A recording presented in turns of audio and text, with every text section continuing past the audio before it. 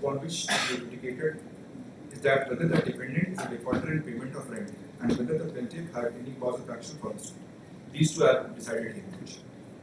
From the ocular evidence of the evidence, the PW1, Rana Banerjee, the sole plaintiff witness, it appears that the affidavit examination in chief, that the plaintiff number 2, that he knows other plaintiff as well as the defendant, as para 3 of the deposition PW1, it is stated that the father had stipulated the written lease agreement dated 5/7/2001, and the defendants for the monthly rent of rupees 1100 per English calendar month. As per the agreement, defendant has to pay the rent by the first week of the subsequent month.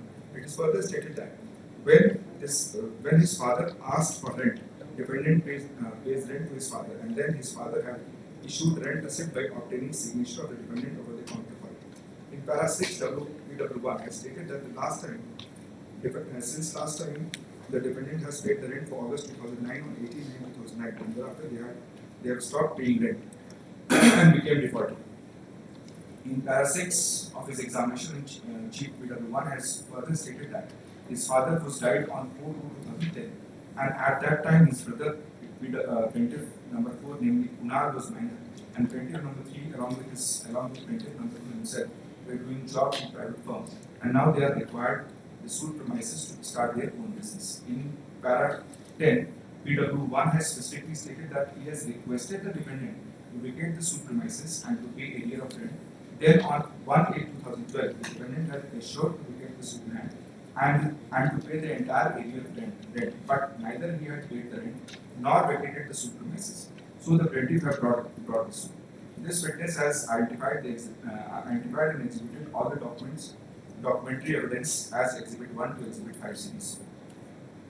Now, the most important document to appreciate the tenancy in terms of tenancy of the defendant is Exhibit 4, that is registered indenture lease dated 5/7/2001. From the user of the contents of the lease deed, it appears that the said lease deed came into effect from 1st January 2001 for a period of 28 years for a fixed term, a rent of 1100 per month with mutually agreed terms and conditions as ever.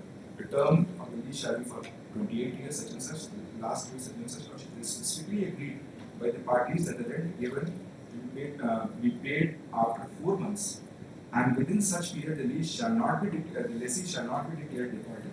The said agreement was agreed by lessor in view of the special condition and the contribution of the lessee. It is specifically agreed by the lessor and lessee in para 7 of the Exhibit 4 that the lessee shall not be evicted from the premises under the lease on the ground for non-payment of rent during the period of 4 months. From Exhibit 4, first of all, it becomes clear that there was a fixed term tenancy for 28 years, effective from 1st January to 31st December 2028. In fact, this fact is nowhere disclosed by the plaintiff that the tenancy for 28 years of fixed term. It further appears from Exhibit 4 that the lessor was agreed upon the terms that the rent given be paid after 4 months, and within such period the lessee shall not be declared defaulted. In the present suit, the cause of action in the suit, as stated by 10 of the plaintiff, is that the non-payment of rent by the defendant for 2 months, that is September and October 2009, has arose. The cause of action for the suit, which is not in consonance with the indenture of the lease Exhibit 4, in which it was agreed that the default in the payment of rent up to the 4 months. Now, Lordship, I'm just pausing for a minute here. Now, although Lordship, the court has came to a finding that because of Exhibit 4, they cannot be said to be defaulted, and it is only for 2 months. But this court is also not taking into consideration that whether the cause of action could have arisen when the father was alive. That is first thing. And now, to overcome this lacuna, the amendment was made at the appellate stage.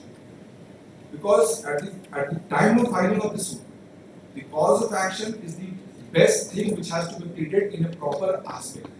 And that was changed. Whether that was never challenged, but I am putting a question to myself, whether in presence of section 105 of the CPC, whether this amendment would have been allowed by the trial at the appellate stage. Since it was never challenged, that question is also required to be answered by the Honorable Court. Whether this amendment which was made only to fill up the lacuna in the plain, could have been allowed by the tribunal.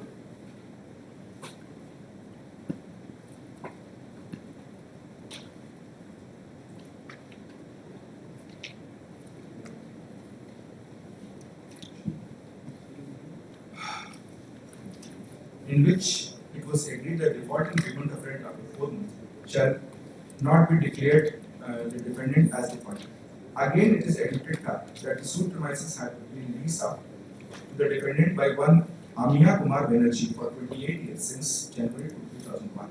As per the plaintiff's case, defendant has stopped paying rent since September 2009, whereas the said Amiya Banerjee died on 4/2/2010, leaving behind plaintiff as their legal heirs. It shows that during the lifetime of Amiya Banerjee, defendant had not paid rent, but the said Amiya Banerjee, that is the father of the plaintiff number 2 to 4 and the husband of the plaintiff number 1, had not taken any step for the eviction of this defendant. Again, whether the plaintiff are still the landlord, this has not been recognized by the defendant as no rent ever paid to a defendant to these plaintiffs, nor the plaintiffs have given any notice to the defendant in writing to demand the said rent. As such, the defendant was liable to pay liable. Exhibit 5 series are the rent receipts during the lifetime of the Amiya Kumar Banerjee, the original lessee. Thus, in light of the Lordship, यहाँ भी एक second just I am pausing. This exhibit 5 series Lordship has been properly dealt with by the appellate court. Appellate court was also in doubt whether the signature of this defendant was there in the counter files or not. That was also one of the main things to be decided by this. Has to be looked into by this court. Thus, in light of my aforesaid findings, I came to the conclusion that these plaintiffs have failed to establish landlord and tenant relationship between the plaintiff and the defendant, and also have failed to establish any cause of action for the present suit.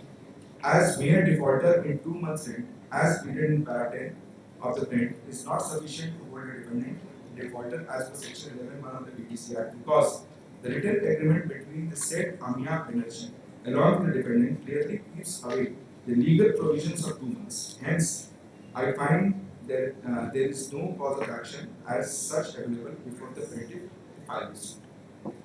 It is worth to appreciate here the conduct of the plaintiff, as the plaintiff has nowhere either in their pleadings or in their evidences have disclosed about a lease for fixed term tenancy of 28 years, and have also nowhere disclosed that there was a previous provision in such lease agreement exhibit 4 that the lessee, that is the defendant would pay even rent after 4 months. Within such period, the lessee shall not be declared default.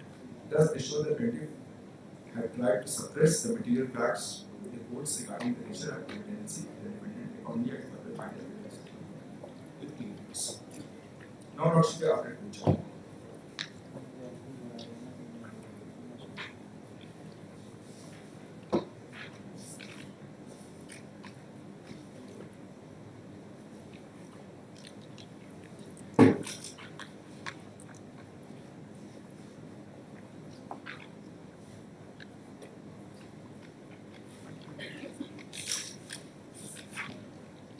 Finding structure starts from page 29. And the point of determination was got by paragraph 9. Last 3 lines got.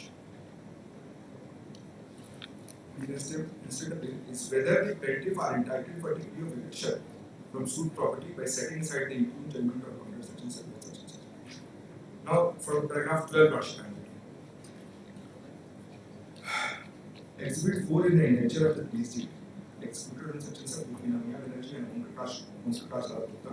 From the perusal of the signature, it appears that the 4 staffs meeting such and such square feet that leased for 28 years as on rent of such and such for expiring on 31/12/2020. As per the agreement, the rent would be paid after 4 months, and within such period, the lessee shall not be declared defaulted. In view of the special position, the contribution made by the lessee. The dependent lessee was to carry his cloth business and was not liable to be evicted from the premises on the ground of non-payment of rent during the period of 4 months. As per the agreement at para 16, this indenture has superseded the previous lease dated 26/4/1993 and second session between the parties due to the death of one of the original lessor, Srimati Jyotsna Mani Devi in 1998. Exhibit 5 series are the rent receipts towards payment of rent for the shops 1, 2, 3 and 4, comprising of the suit premises. The last rent receipt produced by the plaintiff is for August 2009 dated 18/9/2009, marked as Exhibit 5 in WT. However, from perusal, it is important. However, from perusal of the entire Exhibit 5 series, it appears that the signature of the defendant over the counterfoil of the rent receipts issued earlier is markedly different from the signature over the later rent receipts, which casts a cloud of suspicion over them. Do you want to say that the landlord will produce a forged document before a court to say that the tenant has paid rent? That is what the court is observing. This is what I am also observing. Yes. What is the material to compromise? The trial court has believed it, right? Nobody is questioning it. Threadbare analysis was not done by the trial court. The appellate court might have done this. No, it's not like this. It is absolutely based on no material. The point is that what kind of conduct is this? That a landlord will file forged rent receipt before the court, saying that the rent was paid. Is it your case that you are not the tenant? No. There is a registered lease deed. This is what the appellate court observed, Lordship. Therefore, I am this point. कुछ भी बोलते हैं तो वो आप भी उसी पर हाथ करिए. हम हाथ नहीं कर रहे. The landlord will. It was doubted by the appellate court. But just see the logic. The landlord is producing forged rent receipt. Even Lordship, the trial court has also come to the conduct of the landlord. Even that was not pleaded. You see, they did not plead that it was for fixed term tenancy, but they did not hide the rent. They could have not produced They could have simply not produced. Yes, the exhibit 4. Yes. Could not have been produced. They might not have exhibited it also. Document is there. They are disclosing. It's a registered document placed on record. What adverse interest can be drawn on that? Since the court sees नहीं करते तो मन to मन tenant हो जाते हैं ना सीधा. So क्यों important हो जाता है trial court? Because they are seeing each and every day. The persons are appearing before the court. The court also has something in their mind. शक्ल देख के conduct decide. नहीं शक्ल. पसंद नहीं आया शक्ल. नहीं. आगे बढ़. Be that as it may. उसके बाद वो क्या भी रहा है? Be that as it may. Whatever he has observed, he was not relying upon that. It is the pleading of the appellant that the cause of action of the suit arose on 31/12/2009 after the rent of 4 months and September to December 2009 became due and payable, and when the last demand of the rent was paid on 1/8/2012 was refused by defendant. The plaintiff appellant, however, during the pendency of the appeal, filed an amendment petition stating that they have received the sum of rupees such and such dated on 6/5/2016 and again on 25/30 dated 2/7/2015. As the areas of rent has been deposited by the defendants, no details of the payment of the months for which the rent was paid has been mentioned. This is also mentioned. It is further manifest from the perusal of the indenture of the lease exhibit 4 that the rent would be paid after 4 months, and within such period the defendant would not have been declared defaulter in view of this special position and condition. It is further manifest that even the rent such and such was given to such and such. Paragraph 16. Now, thus shifting the evidence of the material brought on record, it is found that the lessor for the suit premises, Shri Amiya Kumar Banerjee, had leased out the suit property for the period of 28 years and was not liable for eviction on the ground of non-payment of rent during the period of 4 months. The defendant was liable to be evicted from the suit premises only upon the violation of the terms and conditions for the use and occupation of the suit premises. The cause of action has been stated to have been arisen on 31/12/2009. While as per the terms of the agreement, the defendant was not liable to be evicted for the non-payment of the rent during the period of 4 months. Thus, the cause of action could not have been arisen on 31/12/2009. Why, Lordship, this 31/12/2009 could not have been the cause of action? Because it falls within 4 months. 1st of September till 31st of December is within 4 months. The cause of action could have arisen as per them only on 1st of January. 31st को खत्म हो गया महीना. There is a subsequent cause of action also which is disclosed in the paragraph itself. No, that is the continuation of the first cause of action. Therefore, Every Lordship, default is a cause of action. Lordship, Every default is a cause of action. that is what I am submitting, Lordship. Since Lordship, the first part of the cause of action is the basis for institution of the suit. When the basis The was cause of action has to be seen only from the first date and not from any subsequent date. yes. What is the cause of action for me to file a suit? Even Lordship, if the subsequent cause of action is not there, my first cause of action is the bone for filing a suit. That's right. Unless and until I don't have cause of action, I cannot file a suit. Therefore, first cause of action is the most important aspect to be seen for seeing the cause of action that can be a continuous cause of action. But when the statute gives me right to file a suit, that is the first cause of action. And therefore, Lordship, this 31/12/2009 also comes within 4 months. And I'll also be tracing, Lordship, the lease. What the lease says further. 1 week further time was given for the first week. From that period, it should be, that is 4 months and 1 week. Why they were in hurry of filing a suit? Although the suit was filed in 2012, if the readings are not proper, I am not responsible for that. Moreover, the last rent receipt produced by the plaintiff do not appear to bear the genuine signature of the defendants, while there is no endorsement as regards to the advance of the adjustment of Rs 2,000. The plaintiff has failed to make any assertion in its pleading as regards the adjustment of the advance payment or towards the enhancement of the rent 15% after every 10 years, as stipulated by Exhibit 4.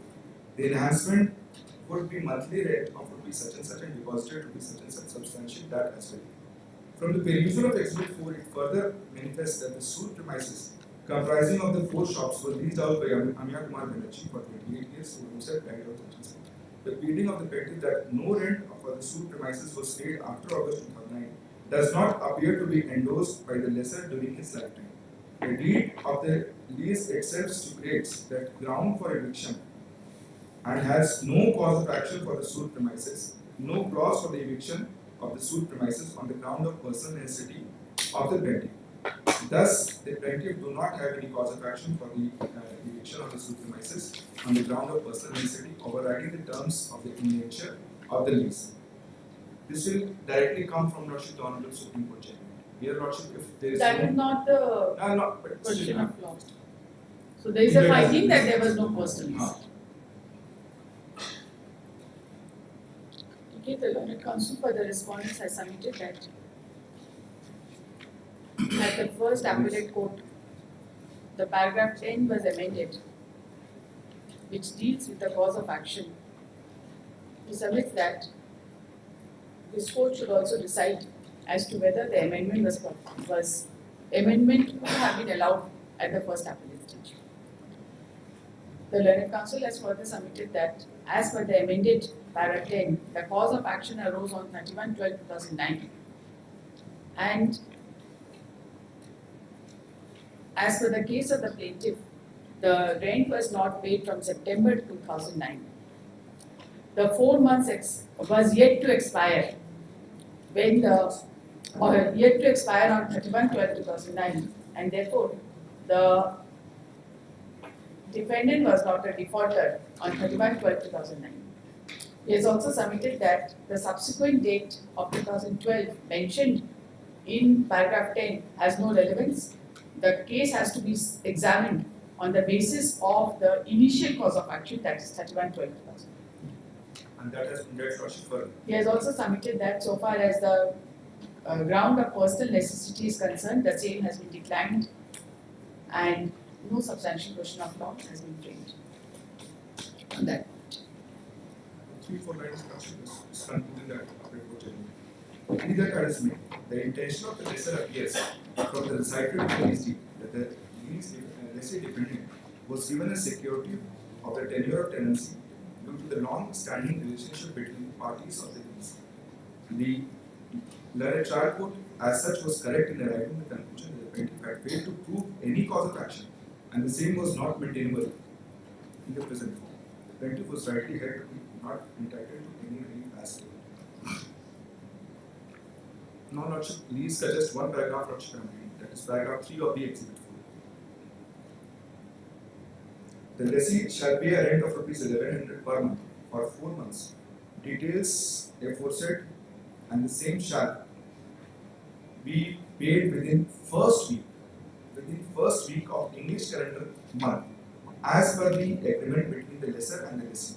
The rent can be paid after 4 months and within such period the lessee shall not be declared default. Therefore 4 months and 1, that is what my understanding is. Because absolutely 4 months is there and thereafter 1 week I could have paid 4 months rent altogether, even 2 months, 3 months, that would have been. But that was not paid as per them, and 31st December 2009 could not have been the cause of action.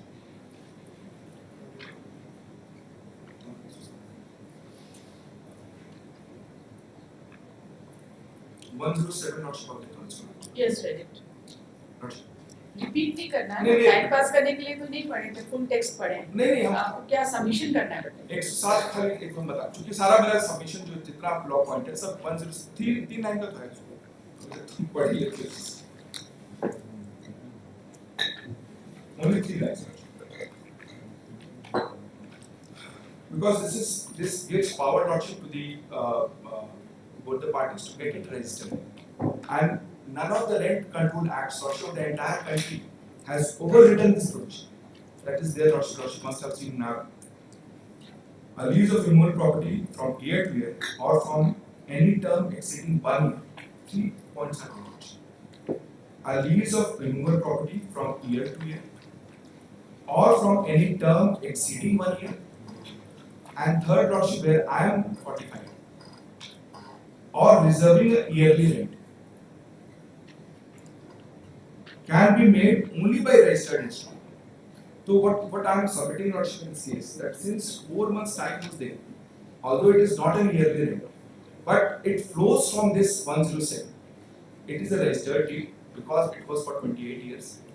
And reserving a rent is also provided in that section. It could have also been for 1 yearly to get yearly rent can also be. Year की जगह हम 4 month पढ़े। नहीं हम नहीं पढ़े, तो हमें बताना चाह रहे हैं कि इसमें हम प्रोटेक्टेड है since 107 and it is what has been argued yesterday that we are seeking double protection. If 107 remains, I have only one protection of 107. I cannot take any protection from BPC Act. Therefore, only I am protected by 107, and these are the judgment plots which are received before us. No. Practically, what all judgments they have cited, no notice is required to be given No notice. for eviction. In terms of section 107. उसमें तो कोई notice दिया ही नहीं, Yeah. किसी तरह कोई notice नहीं है, और उस पर भी हमारे क्या प्रोवाइड हुआ है उसमें, because it is a very the judgments are not straightforward. It is taking everything together. 2-3 rent acts are there. One judgment says that the entire Supreme Court judgment, the entire rent acts, the 107 does not have a overriding effect by the Rent Control Act.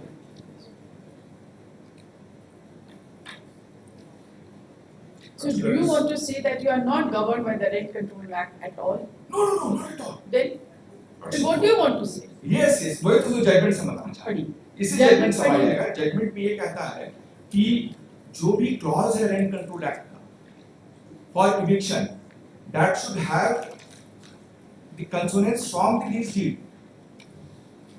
दोनों में parameter होना चाहिए, then only I will be liable to evict. Had there been 2 months, I could have been evicted. Had there been a the clause for bona fide requirement, I could have been evicted if they could have shown. I am just taking for an example that had there been a cause of action for bona fide requirement, even in a fixed term lease, then only I could have been evicted. Otherwise, even how best case they as per the lease deed, yes, you could become a defaulter upon expiry of 4 months. Correct? as per the lease. As per the lease. Yes. Do you want to say that even if you are a defaulter, you will continue to occupy the premises till 28 years? No. Then what? How much? The lease This deed impression- itself contemplates that Yes. you will become a defaulter upon expiry of non-payment of Yes. continuous But as 4 such, I am months. not trying to make myself clear. I'm not clear to the lordship. इसमें उस क्या है कि अगर वो 4 महीना का default रहता, then I would have no case at all. That I heard. Yes, हमारा कोई केस ही नहीं रहता. Therefore, this impression that even for 28 years, right from day one, if I don't pay any rent, I cannot be evicted. That excuse I cannot take. Even the judgment does not say that. Suppose a person does not evict. What is the remedy? The remedy under BBC Act, or remedy will be under transfer of property. नहीं, it will be under BBC Act. कम से कम इतना दिन नहीं, इतना हमको protection है 107, because यही सारा जजमेंट हम लाए हैं कि जितना भी रेंट कंट्रोल एक्ट है और जहाँ पे 107 का एप्लीकेशन है, तो वहाँ पे क्या होगा? All these judgments, even they have cited, but perhaps I'm citing in my own way. All these judgments says that when there is a rent control act of a state. पढ़ते judgment ही पढ़ते. हाँ जी. ये जो पहला है modern hotel वाला, the first judgment of 1989.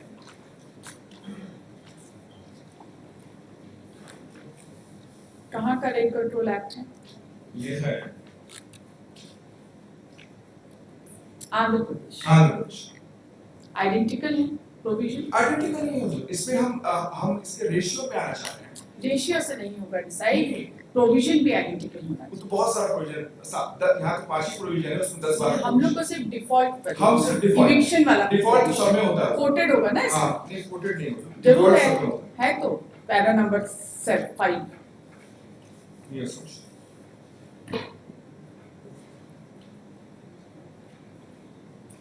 1 month.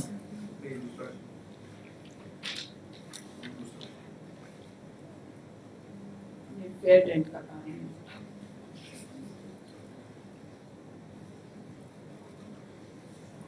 इसका दो पैराग्राफ है. ये स्टार्टिंग पॉइंट है. And all the judgments, lordship, till recent judgment, this judgment has been taken care of, and the law has evolved after this judgment. There was some rent fixation. There was some rent fixation in this case. Rent section 7 of that act says, lordship, that Yes. their rent of the building has not been fixed. Because this. Okay, you read para 11. हाँ. You want to place para 11? Parallel. The second condition advanced before us is equality. The lease, being for the term of 30 years, is to expire on September 1999. As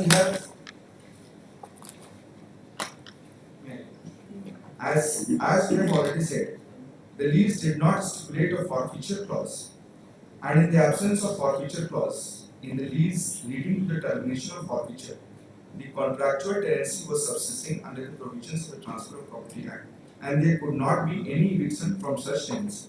Though, lordship, it is a very wider term, because this has later on been clarified. Although this judgment has not been overruled, this is later on been clarified by the other judgments. What this judgment says, lordship, that there was no forfeiture clause. In our lease deed, that there is a forfeiture clause. You read para 9.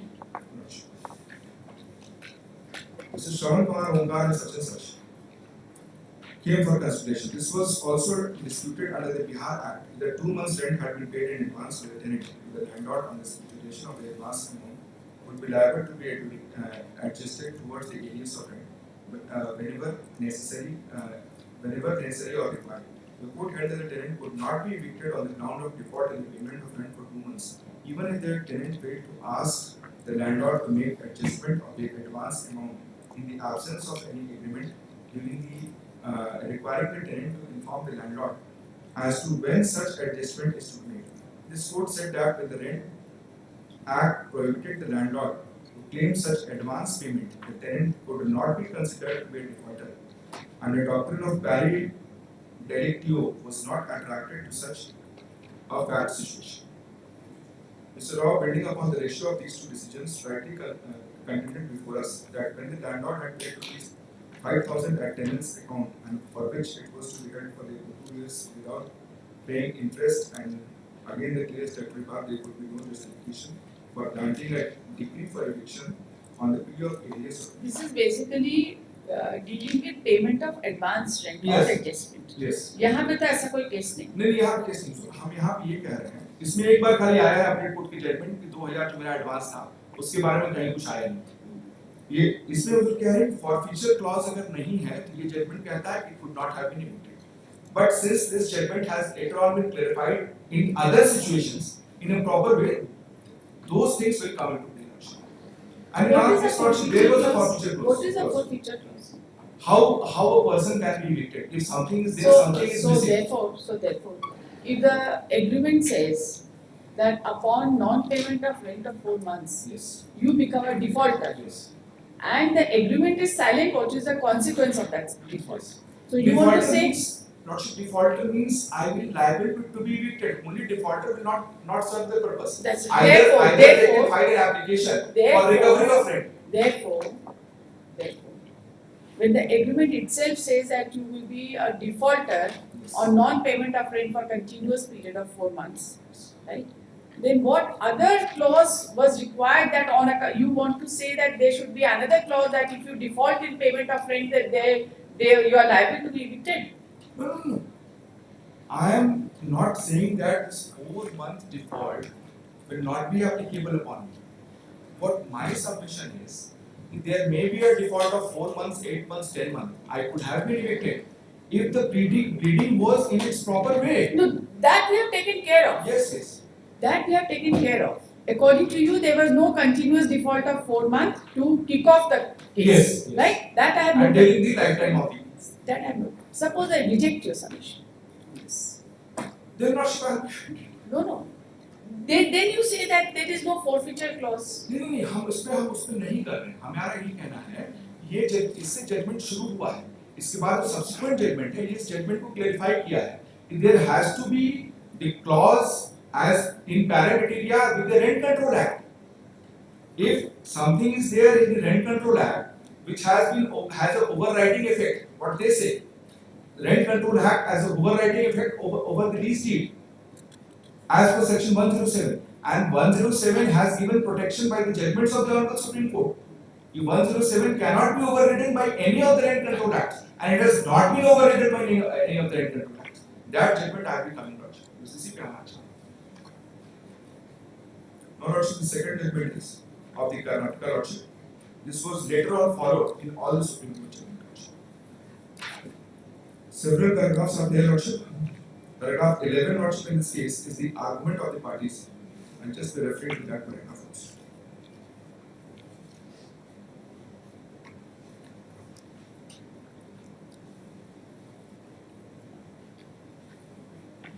Para number? Para number 10 and 11, Lordship.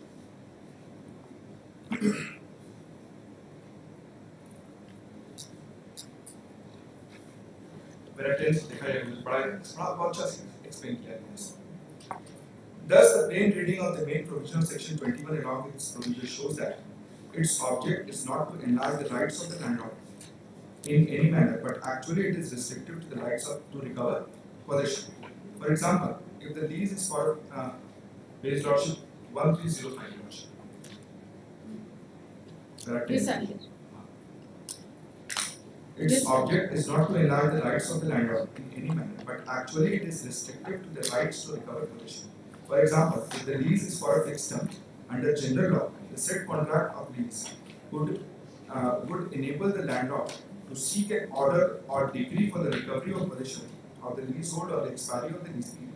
Such a right is completely taken away by the main provision of section 21(1), because the said right is a right which is contrary to the ban imposition by the section. The ban would operate as to the time recovery of the possession to be sought, and it would be elected only when any one of the grounds stated in clause such and such are proved. The grounds stated in clause such and such of the provision do not enlarge the rights of the landlord, but give him cause or causes of action to seek possession of the premises.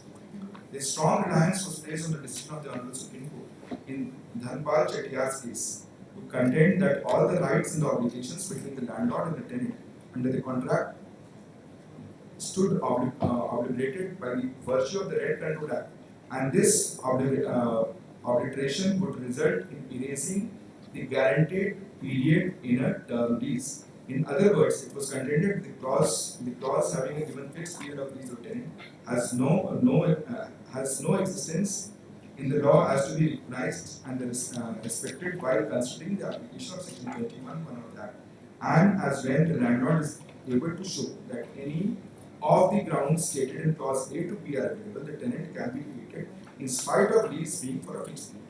Now this is what their argument is. Therefore, I just wanted to show that this is the same argument which was carried out in this case also.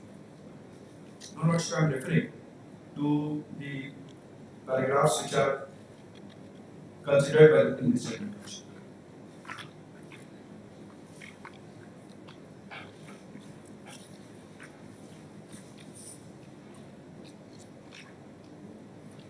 Paragraph 26 onwards, and page number 1316. Page 1316, right from the top page.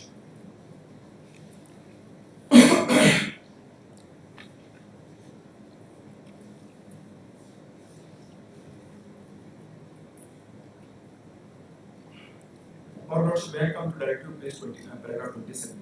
That is the crux of the matter.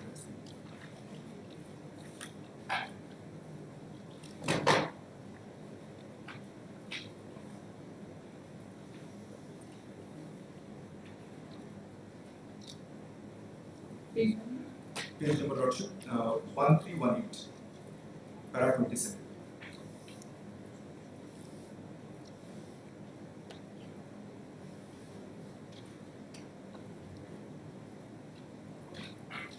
From the above, it is clear that while the contractual tenancy subsists, the Rent Control Act cannot be applied to evict a tenant. The observation of the Supreme Court is not based on any particular provision of the relevant Andhra Pradesh Rent Control Act, but it is based on the principles flowing out of the provisions of the TP Act and the interest created in favor of the rent under release. Mr. A. Sachin Sabha, Lordship, 28. It is unnecessary to multiply the citations as we would not find any other decisions which is quite relevant to the question raised before.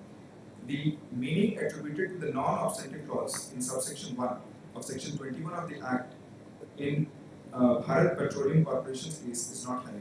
The overriding effect of the said clause is limited to the subject referred to immediately by the words following. In other words, even if any other law or contract provides for recovery of the provision, the same shall be of no effect, and the eviction can be made only on the grounds stated such and such of the provision. This indicates that the landlord should have a right to recover possession, and the right cannot be held to vest in him during the period of the term lease, unless there is something in the lease deed which provides for the determination of the lease. Now, in our case, Lordship, there is something in the lease. 4 months default is there, and I could have been evicted easily for that period. Now, Lordship, the next judgment is of the Supreme Court. And this judgment, Lordship, is after that the Patna High Court judgment of 97. This is 2001, volume 7 SCC. Paragraph 14, 15, 17, and 18.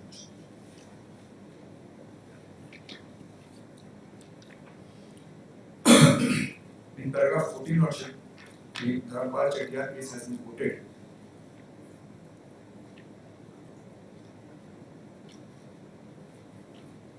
But this Dharpal Chettiar case, Lordship, the fixed term lease, contractual lease was not involved, and therefore, Lordship, it only says about 107 of the TP. In paragraph 14, Lordship, I'm just going to quote.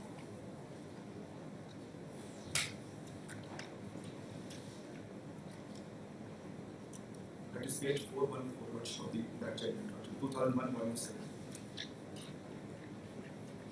414. Not 4.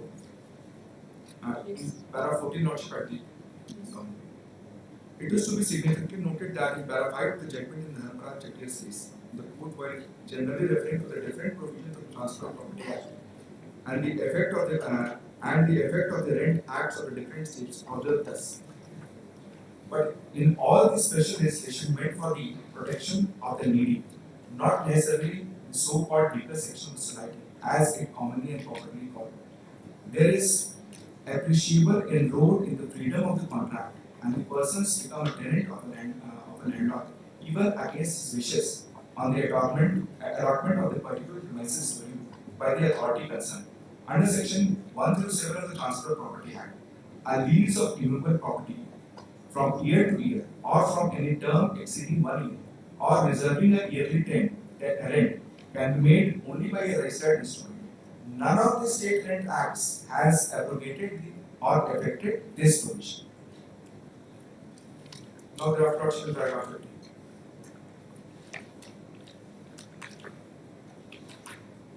It is now here being held by the virtue of the provisions of the Rent Act. The contract of the term lease is completely obliterated in all respects. The effect of the Rent Act on the tenancy and the contract has been considered duly to a limited extent, conforming to the necessity of giving notice under Section 107 of the Transfer of Property Act. Now draft article paragraph 17. It may have to be scrutinized as to what extent the provisions of Section 21 of the Karnataka Act shall have an overriding effect over any other law of the contract. The rent acts have primarily been made, if not wholly to protect the interest of the tenants, to restrict charging of excessive rent and their rampant eviction activity. In that view of the matter, Section 21 of the Karnataka Act provides that notwithstanding anything to the contrary to the contained in the Contract Act, no order for eviction of the tenant shall be made by the court or any other authority. Undoubtedly, it is a provision providing statutory protection to the tenants, as it is also evident from the heading of Section 21 of the Act. This provision is, however, relaxed under the provision saying that an order for the recovery of possession of the premises can be made on an application made on behalf of such on the grounds enumerated in A to P to the provision. The non-obsolete clause contained in Section 21 of the Act will override any condition in any contract which may provide a ground for eviction other than those enumerated in clause A to P of subsection 1 of section 20. इसको हम समझना है. इसमें ये वो कहना चाह रहा है कि अगर जो भी ग्राउंड इनोमिनेटेड है रेंट एक्ट कंट्रोल एक्ट में उसके अलावा कोई ग्राउंड अगर देते हैं a different kind of ground that will be obligated, that will not be accepted. That is, if some other ground is there for any other consideration, if I am liable to be evicted, so हो सकता है कि नहीं हमको लगेगा कि हम Why not 2 months? Therefore, it is not against the interest of the tenant. अगर any act, anything which is against the interest of the tenant, that has been obligated. ऐसा नहीं बोला गया. नहीं इसको जो समझा गया. ऐसा नहीं. आगे clarify हुआ बाकी सब judgment को clarify हुआ. Therefore, I have brought so many judgments. देखा जाए. Anyway, we are reading it. Continue reading. Such Yes. an act, such an additional ground. Yes. Such as an additional ground in the contract shall be referred in effect. The use of the word only in the provision is significant to emphasize that it relates to the grounds along with cannot be added over and above as provided. This has to be seen in the light of the interest of the tenant, not in the interest of the landlord. That is what the opening paragraph says. It relates to the ground only which can be added over and above as provided. The whole contract or the other conditions not related to the eviction or the grounds of the eviction shall not be effected. So far as the fixed term is concerned, it shall be effected only to the extent that even after expiry of the period of the lease, the possession cannot be obtained by the lessor unless one or more grounds contained in section 21 of the Act are available for eviction of the tenant. There is nothing to indicate, nor it has been held in any case, that in view of section 21 of the Karnataka Rent Act, a contract for fixed term tenancy stands obligated in totality. As indicated in the earlier part of this judgment, in the case of Dharapal Chettiar, it has been observed in paragraph 5 that none of the state rent acts have abrogated or affected the provisions of section 107 of the Transfer of Property Act, which provides for a lease of immovable property for year to year such and such and such. As indicated earlier, the provision of subsection 1 of the section 21 of the Karnataka Rent Act limits the grounds on which the landlord can seek eviction of a tenant. Nothing has been indicated by the reasons of which it can be concluded that the contract or tenancy loses significance on coming into force of the Karnataka Rent Act. The effect of the non-obstante clause, in our view, has been rightly explained in the full bench decision of this case in such and such. In one of the decisions of the court, reported in Modern Hotel that we have not reported, it has been held that the period of a subsisting lease for fixed term could not be curtailed in absence of the forfeiture clause in the lease. Now, Lordship, I'm waiting for a year. What this judgment says, that taking the case of the Modern Hotel case, Lordship, had there been no forfeiture clause, then it was very difficult for me to get it evicted. But since the forfeiture clause is there, and furthermore, Lordship, in paragraph 18, everything has properly been cleared. The grounds has been given. On what grounds this is liable to be take action of. Ground number 3, Lordship. Proceeding for eviction of a tenant under a fixed term contractual lease can be initiated during the subsistence or the currency of the lease only on a ground as may be enumerated in clause A to P of subsection 1 of section 1 of the Act, and it is also provided, here it is important, and it is also provided as one of the grounds for forfeiture of the lease rights in the lease deed, not otherwise. The period of fixed term lease is ensured and remains protected except in the cases indicated in the preceding paragraphs.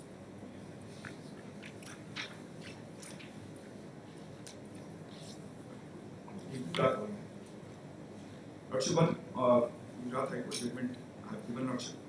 In paragraph 67, it has repeated this judgment, and paragraph 67 makes it more clear after observing all these judgments altogether at page, Lordship, 544.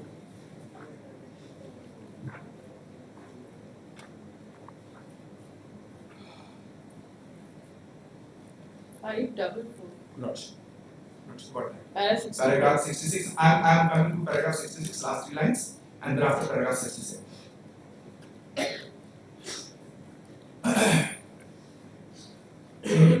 In Lakshmi Das Babu Das, last 4 to 5 lines, Lordship. And just we have that we have read already, Lordship. It is not even available to a similarly placed lesser in the state of Bihar.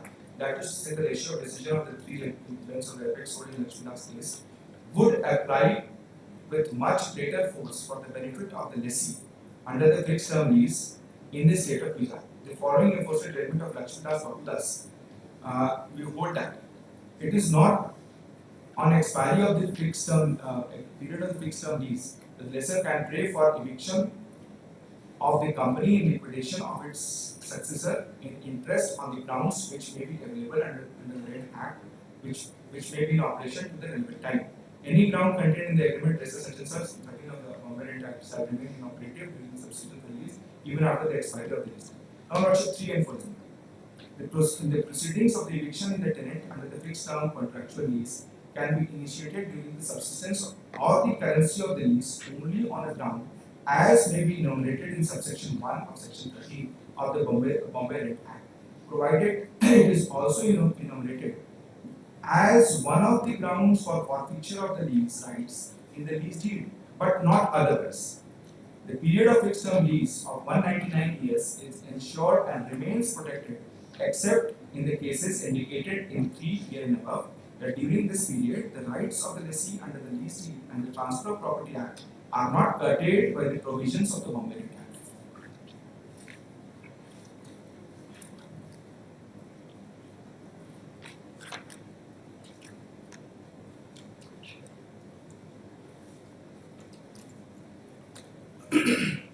One judgment of recent judgment also of the Bombay High Court, that is 2024 SEC online Bombay 3529. Here also, Lordship, paragraph 60-61.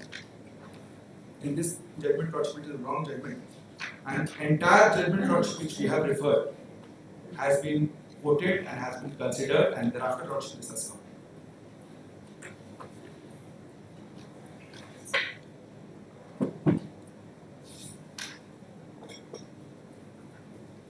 Parallel number? Lordship, 4 paragraphs are given, Lordship, but only 2 paragraphs are reading. 55, 56, 58, 60 and 61. 55, 56, 58, 60 and 61.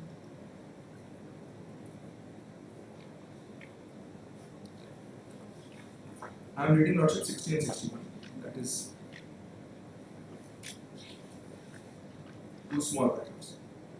In modern hotel case, which we have referred to, the Supreme Court has dealt with the case where the contractual fixed lease was subsisting and the suit was filed for eviction on the ground of non-payment of rent.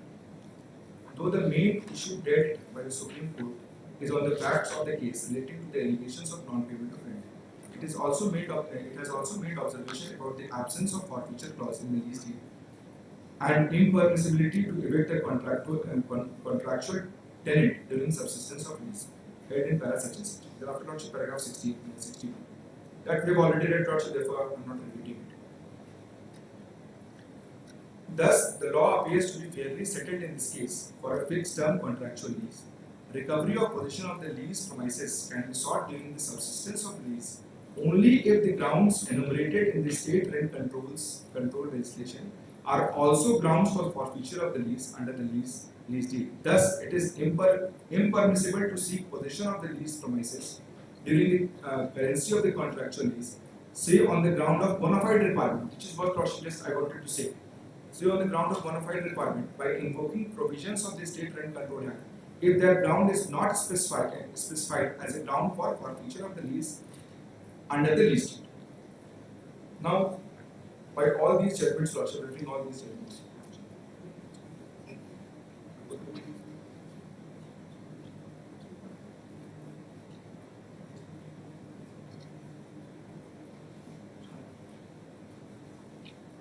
Just when friend is just in this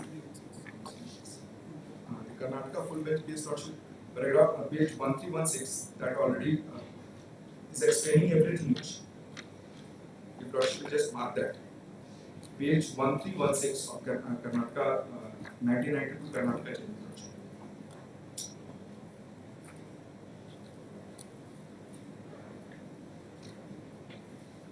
Yes.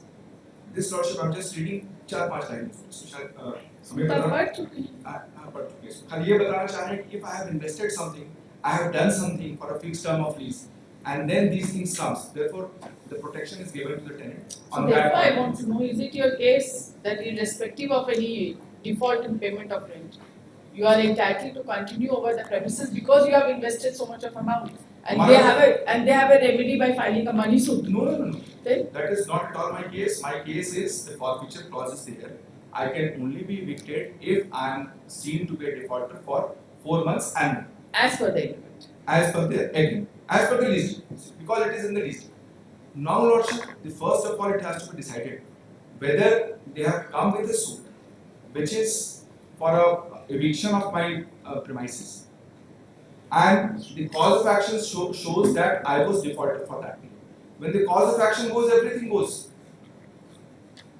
And moreover, Lordship, as per the substantial question of law which has been framed, the notwithstanding clause does not obliterate the Section 107 of the Transfer of Property Act, under which, Lordship, my lease deed has been released. And the forfeiture clause is there, and anything is there, it can only be done with respect to 107, which is the lease deed exhibit 4. That is my submission. And finally, Lordship, when the non-obstante clause is there, which does not abrogate 107 of the TP Act, then the substantial question of law is required to be decided in.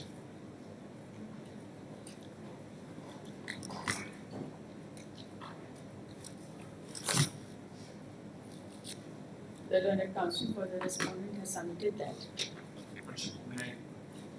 the provision of Section 107 of Transfer of Property Act is still applicable, and the Rent Control Act does not obliterate the said section of Transfer of Property Act.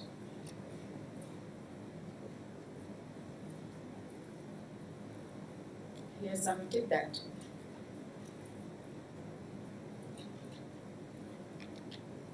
there is a forfeiture clause in the lease deed with respect to default in payment of rent for a continuous period of 4 months, and that the tenant on such occasion will not be declared as a defaulter. Therefore, the provision of 2 months default as per the Rent Control Act will not be applicable.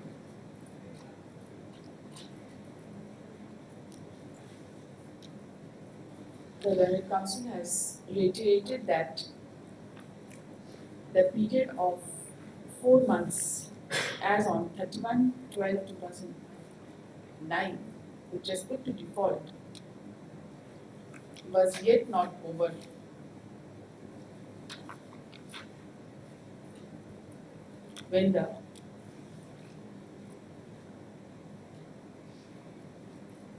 When this date was declared as a cause of action to file the suit.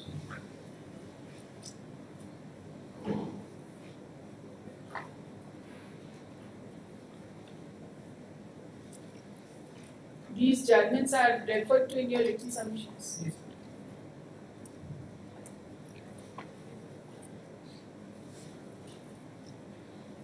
The Learned Council has submitted that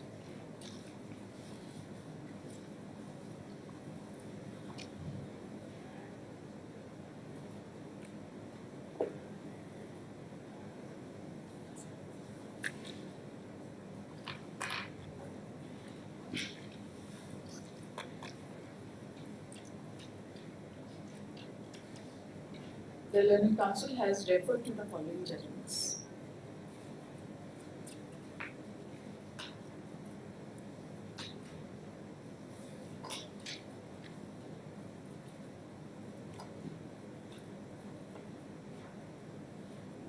ये written submission में 4-5 judgment है at the end list of books. I've received the summary. The council has referred to the written notes of argument filed on them.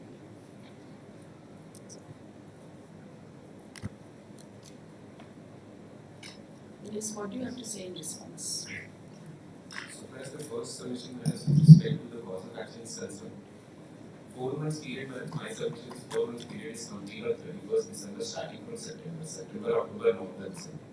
But let me take that assumption against myself that as per the pleadings, as per that statement made in paragraph 10 of the claim, the 4 month period is not over. The cause of action matters is bundle up all the facts combined together, not just one statement that can be read in isolation. If you Lordship may kindly take my claim for a moment.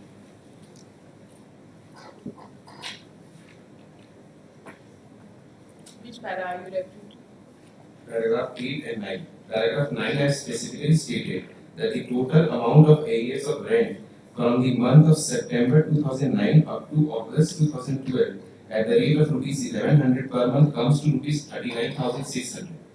So there was a continuous default for 3 years. The arrears of rent of which comes to rupees 39,600. Even assuming that there was a mistake in writing that the cause of action arose on 31st of December, the entire bundle of facts have to be taken into consideration.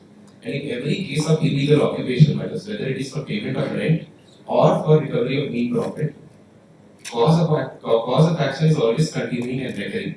So even after filing of the suit, whether it is a case of payment of rent or for recovery of mean profit, even after filing the suit, if it is not being paid, then also it is a recurring cause of action.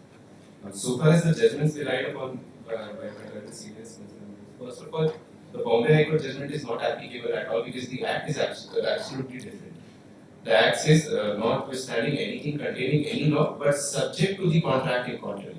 So the contract is superseded in the Bombay High Court, Bombay Rent Control Act. Where is that clause? Yes. Our Act does not refer to subject to contract. Our Act does not refer to subject to contract. Our Act says that anything contrary to the contract also the Act will be.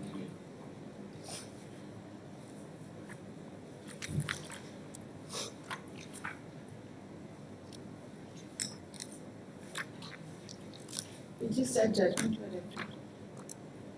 Bombay High Court is the Supreme Court. 2024 SCC online Bombay P5, the last judgment that they relied on.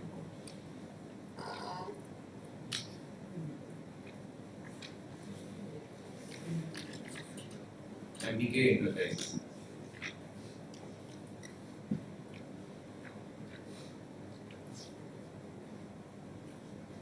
Yes.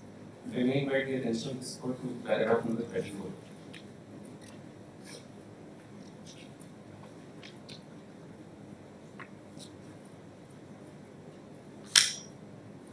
Yes. Thus, under section 15 of the Bombay Rent Act, it is not lawful for a tenant to sublet whole or any part of the premises let to him or to assign or transfer his interest therein, and after 1 to 1973, not to give license in respect thereof.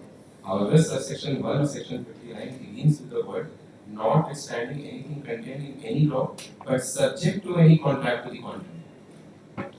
So the Rent Control Act will be subject to the contract contrary, unlike the Jharkhand and Bihar Rent Control Act. It says that the Rent Control Act will prevail if there is a contract with the contract.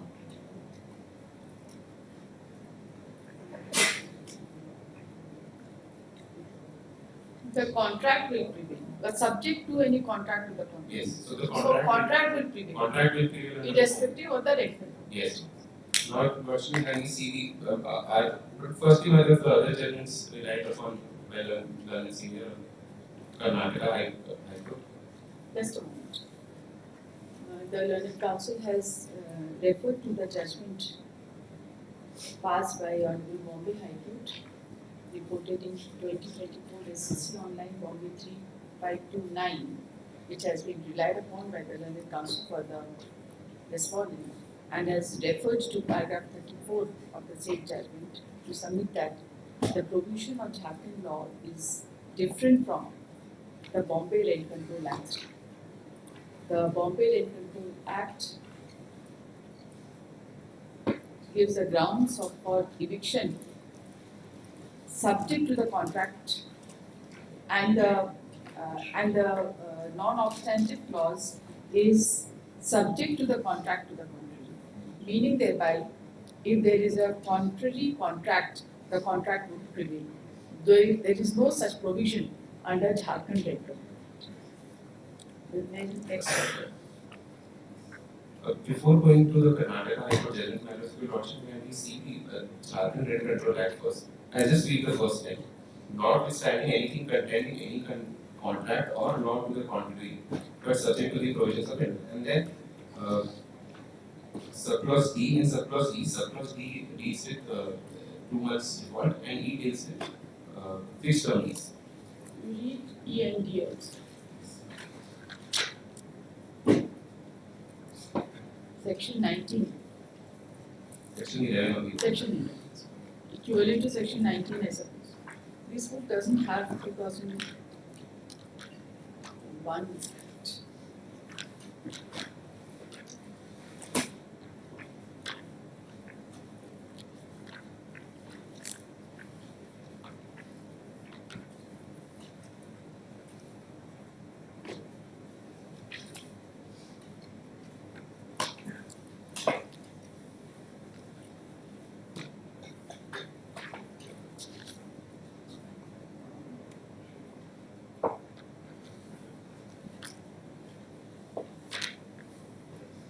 Section 11. Yes. Yes. Notwithstanding any thing contained in any contract or law to the contrary. And then minus D, where the amount of 2 months rent lawfully payable by the tenant and due from him in arrears by not having been paid within the time fixed by contract, or in the absence of such contract by the last day of month, the next following that, for which the rent is payable or by not having been validly debited but deposited in accordance with section 16. Therefore, the contract is saved. Contract is saved so far as the term for payment of Payment is payment concerned. is Here, the payment is deferred. payment is deferred. So default It has is to default, the payment is deferred. The payment is deferred that it will be paid after 4 months. Yes. Permissible to be paid after 4 months. It's not that there is any exemption from payment. It can be like September rent can be paid after expiry of 4 months. Correct? That was also not. So the contract stands safe by virtue of this provision. Contract stands safe so far as the period of payment is concerned. That's right. Period of payment and the time to make payments. There can be a contract that the commencement of payment of rent will be after 1 year. Yes. There can be a contract with that effect. But that contract is safe. And if that contract is not safe, then it has to be month-to-month tenancy. And then it has to be paid. And 2 months default. There is a clear provision of monthly payment of monthly tenancy. But there is a deferment. There is an enabling deferment in the matter of payment of rent. So there's a difference. So the default has to be for a period of 2 months. The payment can be made after 4 months. Payment can be made. And this is something both the courts have failed to consider. Because both the courts have taken the cause of action to be 4 months for default in payment of rent. And that did not open the door for me to prove that there was a case of personal necessity and also a case of default. And the learned personal necessity has been rejected. Yes, only on the ground that the contract will be made, and because it is a fixed term. There's no finding. And this is despite the learned tribunal coming to a finding that no rent has been paid since August 2009 till now, till the adjudication of the suit. So because of the clauses in the lease agreement, and because both the court failed to consider that. For the month of September, Yes. the payment could have been made in the month of December. Yes. They are taking 1 week time. Right? 31/12 will not be the cause of action. They say that still I have 1 more week's time to make payment, because for September I have to make the payment within 1 week. August, you are paid till August, right? Yes. For September, first week of October would be the cut-off date, 7th of October. Yes. So for September, the 4 month would expire 31st of December 2009 plus 1 week, that is 7th of January. But you have disclosed the cause of action as 31/12/2009, and therefore the cause of action according to them did not mature on 31/12/2009. And your case is that it is a bundle of facts, and therefore there was a recurring default, and thereafter nothing was paid. And I made a specific statement also that for 3 years no rent was paid. So far as the Karnataka High Court judgments are concerned, that is also not identical to the Bihar and Jharkhand. But I am very surprised this issue has not yet been decided by the High Court so far. Billions. Because there is already a direct Patna High Court judgment, and this is a damnation of the Patna High Court judgment. Which that given to your lordships also. Patna High Court decided when? 1991.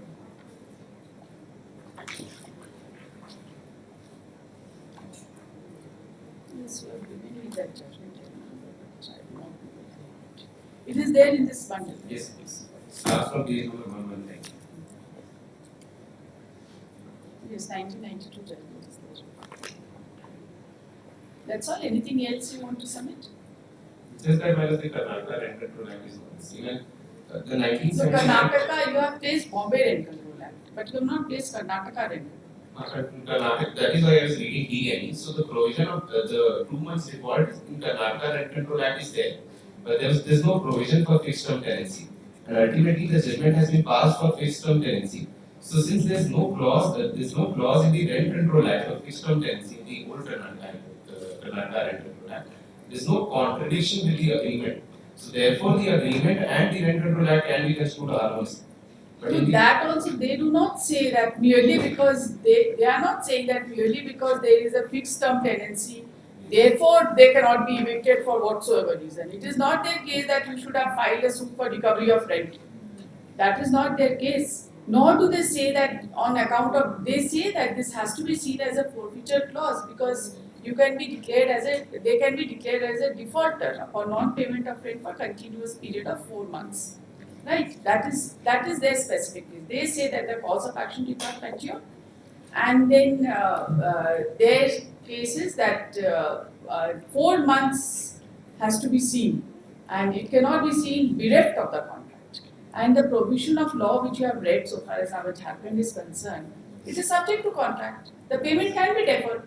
Yes, but that is not the finding of the courts. So we have to see, what is the consequence. So the finding of the courts is that the default has to be for 4 months, and therefore the cause of action is not paid. And despite coming to a conclusion that no rent has been paid. So this argument of yours will fit in which substantial question? So that is what I was trying to press balance because the court could not consider that the Rent Control Act will prevail over the so if there is a contradiction, if there is no contradiction, it has to be read harmlessly. But if the Rent Control Act will prevail, because of that, it did not open the door for me to prove that there was a case of personal necessity or if there was a case of default. Because the court went with the assumption that there has to be a case of 4 months default for me to file this suit. So it will be covered under the substantial question of law that was framed later on. The added substantial question.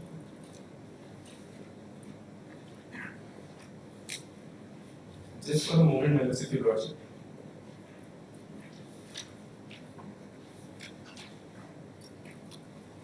If the court Which is that finding of the learned court which does not open the door at all? Which is that? Which portion of that finding are you referring to?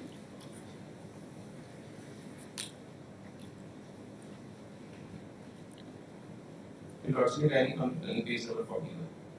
Yes, I'm there. In para 7 of this examination, Chief PW1 has further stated that his father was died on 4/2/2010 and that time his brother, plaintiff number 4, namely Kunal, was minor and plaintiff number 3 along with plaintiff number 2 himself were doing job in private firm. And now they are required to sue premises to start their own business. The para 10, PW1 has specifically stated that it is requested the defendant to vacate the suit premises and to pay the areas of rent.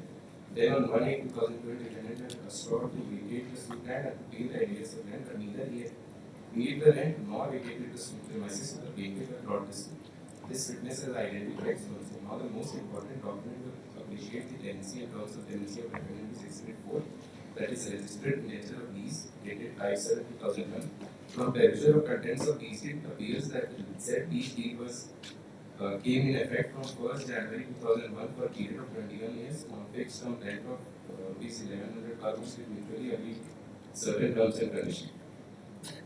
Then, like paragraph it is specifically agreed by the parties that the rent can be paid after 4 months, and within such period the lessee shall not be declared defaulter. The said agreement was agreed by the lessor in view of special position and contribution of the lessee. It is specifically agreed by the lessor and lessee in para 7 of the Exhibit 4 that lessee shall not be evicted from the premises under lease on ground of non-payment of rent during the period of 4 months. For Exhibit 4, of all it becomes clear that there was a fixed term tenancy of 28 years from 1st January 2001 and has to expire on 31st December 2028. This fact is nowhere disclosed by the plaintiff that the tenancy for 28 years of fixed term. It further appears from Exhibit 4 that the lessor was agreed upon the terms and rent given agreed after 4 months, and within such period, the lessee shall not be declared defaulter. In the present suit, the cause of action for the suit as stated in para 10 of the plaintiff is not on payment of rent by the defendant for 2 months, that is September and October, as well as the cause of action for this suit, which is not in consonance with the nature of lease, that is Exhibit 4, in which it was agreed that default in payment of rent to 4 months shall not declare the defendant as defaulter. Again, it is admitted fact that the suit premises have been leased out to the defendant by one Amir Kumar Banerjee for 28 years since 1st January 2001. As per plaintiff's case, defendant had stopped paying rent since this September 2009, where the said Amir Banerjee was died on 4/2/2010, leaving behind these plaintiffs as legal heirs. Then the findings with respect to land of relationship. So two things have happened. Just because it was a fixed term tenancy of 28 years, my ground for personal necessity has not been considered at all. And secondly, the court has also come to a finding that the default for payment of rent has to be paid for a period of 4 months, without taking into consideration the rent rental. So if that finding was there, I could have at least proved my case for personal necessity and a case of continuing default. So therefore, the door did not open for me at all. Has the personal necessity ground been rejected only on this point? Yes, ma'am. There is a discussion of personal necessity by the trial court.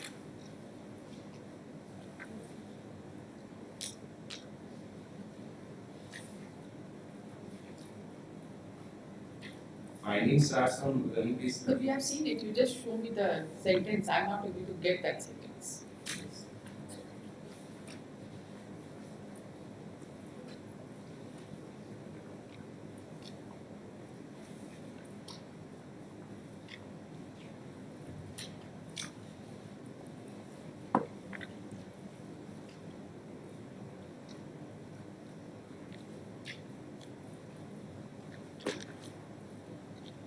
last paragraph of learning page 40. Learning page 40. 41.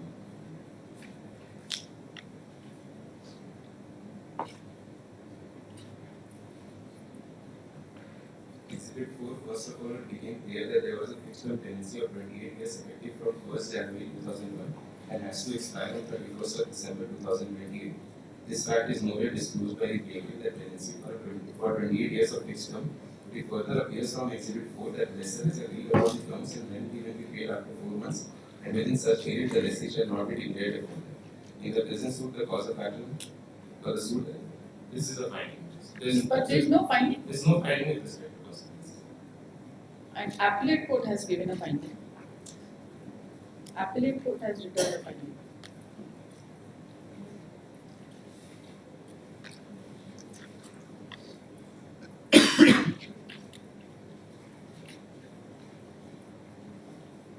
The deed of lease itself stipulates the grounds for eviction and has no clause for eviction of the suit premises on the ground of personal necessity of the plaintiff.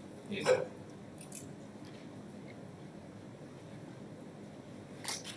Thus, the plaintiff does not have a cause of action to On the ground of personal necessity overriding the terms of indenture of lease.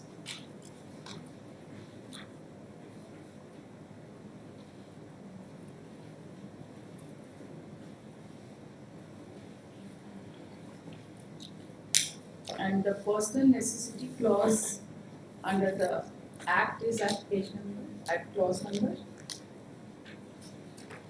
Personal necessity clause, C. C.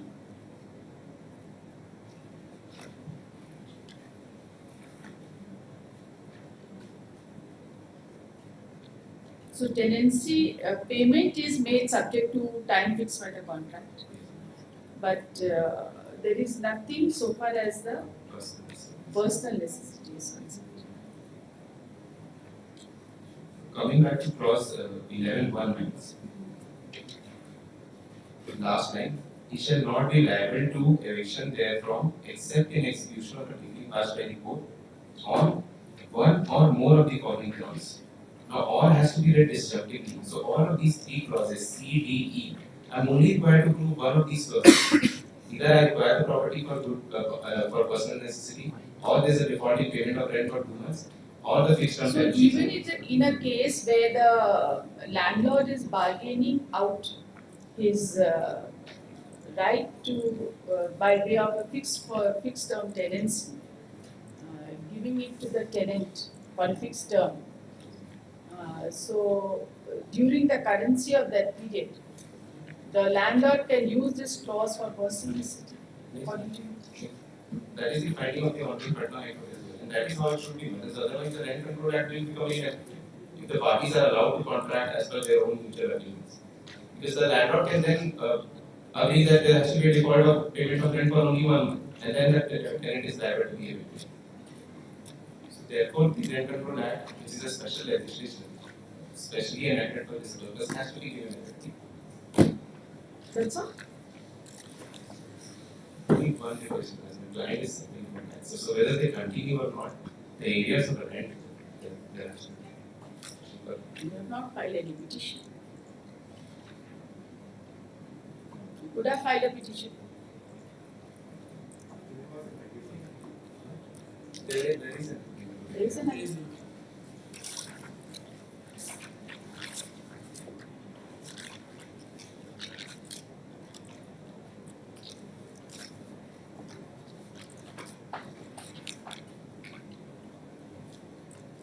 But at that point, it's concerned- You have responded to this IA. no, we have not. So you have not paid since 2000. So far as that consideration is concerned, we have been sending money draft every month, which is being denied. So far as payment is concerned, we will make the entire payment as said by them at any date fixed and decided. We are ready. I'm So giving on that this to- IA, you make the payment. on this item, You give your bank account. yes. The arguments of this case is concluded.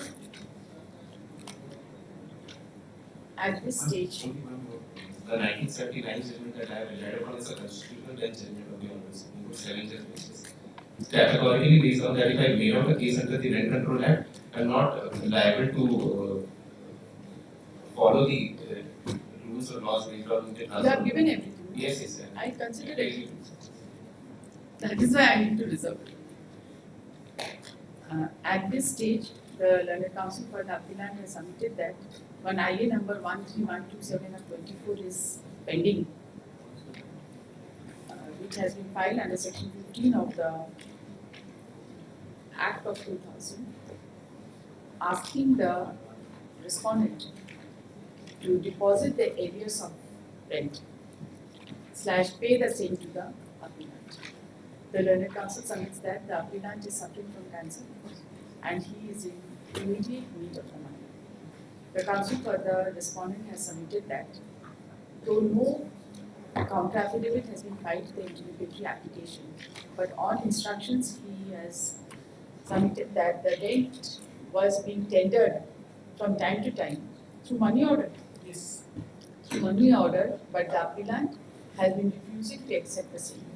He has submitted that if a time is fixed by this court and the bank account details are provided, the entire arrears will be remitted to the petitioner, to the appellant. कितना हुआ आपका area? We have mentioned in paragraph 7, 2 lakhs 200. September 2009 to November 2020. The area which has been mentioned in paragraph 7 from September 2009 to November 2024 at the rate of rupees 1100 per month is 2,200,000.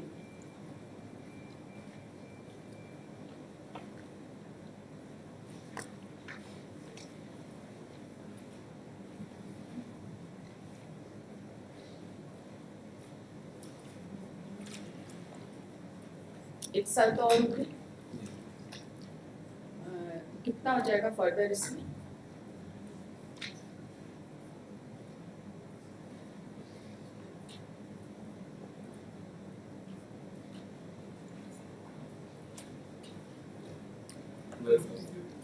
I'm calculating for 14 months till January 2026, it will be 15,000 15,000? 400. The Learned Counsel for the respondent has submitted that the computation has been given in paragraph 7 of the interrogatory application, and if it is taken till January 2026, further rupees 15,400 will be added. The respondent is directed to remit the amount of rupees 2,02,000 within bracket, sorry, 2,15,600. 2,15,600 in the account of the appellant in the following bank account Right. within a week from today. Month, you need a month. तो आप तो पैसा भेज ही रहे थे ना, तो हर महीने भेज हर महीने 11 इतना लंबा टाइम, तो हम जजमेंट ही नहीं करेंगे तब तक. अब फिर आप let it be ordered to ship there all these are the same under 15 section. We are ready to make payment. I am giving a responsible एक submission. महीना तो बहुत ज़्यादा टाइम, ठीक है, let it be 2 weeks. within a period of 2 weeks from today.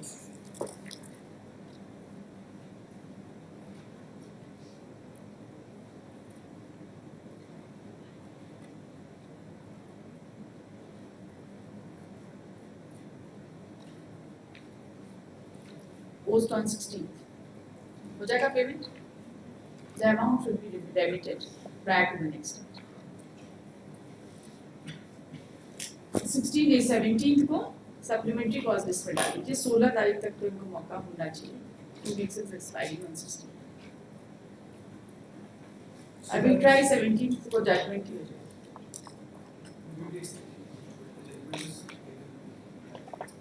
I'll try my best. So far as the contention was that been raised by the appellants with regard to the Bombay rent control, the section, the paragraph number 61, we will also referring before the preceding paragraphs are also taking note of Bombay rent control, Gujarat rent control, Karnataka. What it says that specific paragraph that it is a certain law with regard to all rent control acts, not specifically the Bombay rent control. Therefore, that clause has also to be read with regard to the Lakshmi Das Narayana's clause. That is the judgment We'll of see that. the Supreme Court. If we hold that your personal necessity has not been properly considered, the matter has to be to the appellate court. Yes. So At far, best, Yes. at best. If we consider that. if I may answer to that point also, the Lakshmi Das Narayan Das Bapu case specifically states that any eviction can be done with regard to the Rent Control Act only. That you have case Only, models. only if that clause is also that it has to be dealt with in the light of the lease. I've heard you.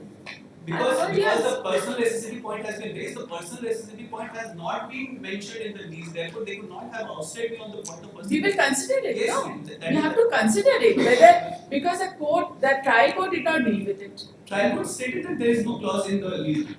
That's Trial court right. That much only, right? is- That too nothing in particular reference to personal necessity. The appellate court specifically says, right? That appellate court specifically says that there is no clause. Now we have to see that whether in absence of a clause, the Rent Control Act could have come into the rescue of the applicant, and that is by second subsection. harmoniously read with the rent control and the lease because there is no provision of lease in personal necessity in the lease deed. Therefore, in light of the Lakshmi Das case, that could not have been done if at all there is the same is absent in the lease. It's like arbitration. So there is a negative covenant about arbitrators. उस दिन तो orders पे रहेगा और orders पे रहेगा उस दिन जजमेंट होगा तो हम कर लेंगे नहीं तो हो सकता है नहीं भी करें if I am able to do it you get the money get yourself treated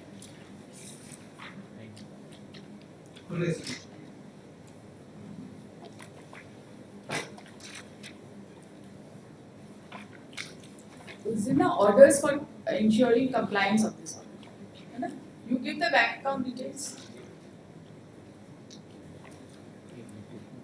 हाँ reserve fund हम dictation देख रहे हैं From the list for final to item 9, second field 187 of 2008.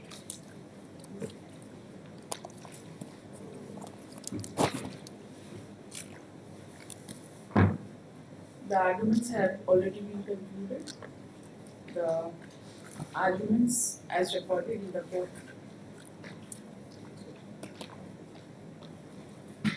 have been uploaded.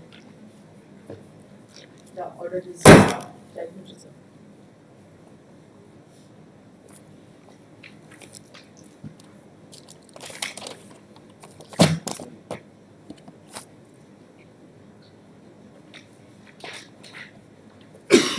Item 1, second field 182 of 1991.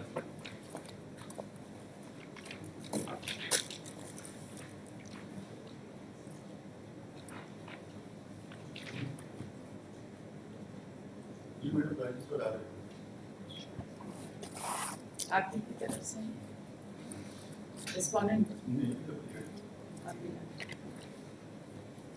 Respondent कौन है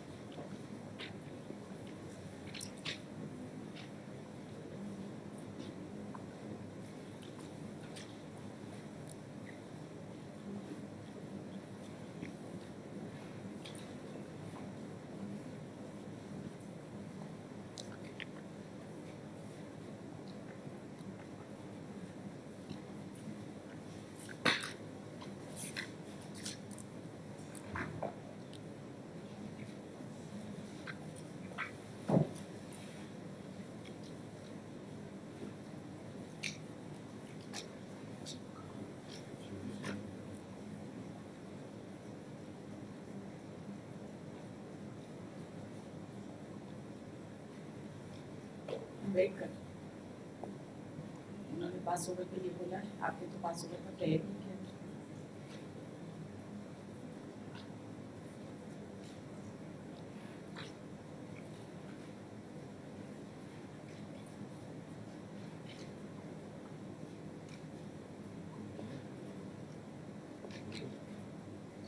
आपको क्या बोलना है? मैडम बोले पासवर्ड का वही आते हैं 24 नंबर। पास ओवर आज नहीं होगा तो कल होगा, लेकिन होगा रोज, होगा रोज। 92 का केस है, एवरी डे होगा। पास ओवर के लिए प्रेयर है, हम पास ओवर अभी कर रहे हैं। आ जाएंगे तो शुरू कर देंगे, नहीं तो कल करेंगे, और उसके बाद नहीं, कल नहीं कर पाएंगे तो परसों करेंगे। ठीक है, करेंगे रोज। ठीक है,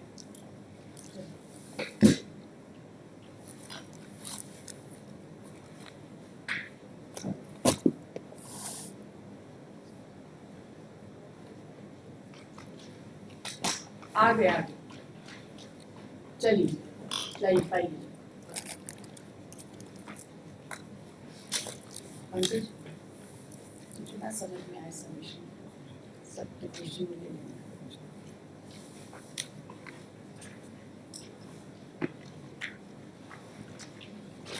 हमको लगा 5.5 और 41 थे। उसके पहले कॉल कोई बात नहीं।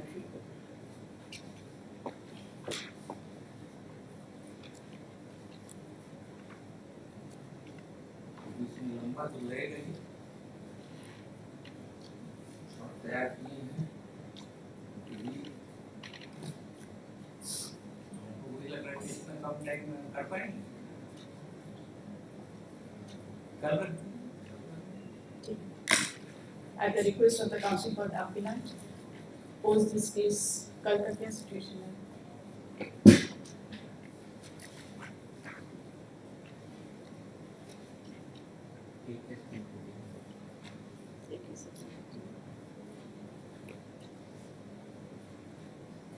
Post this case tomorrow will be taken up after the case which is already fixed at 10.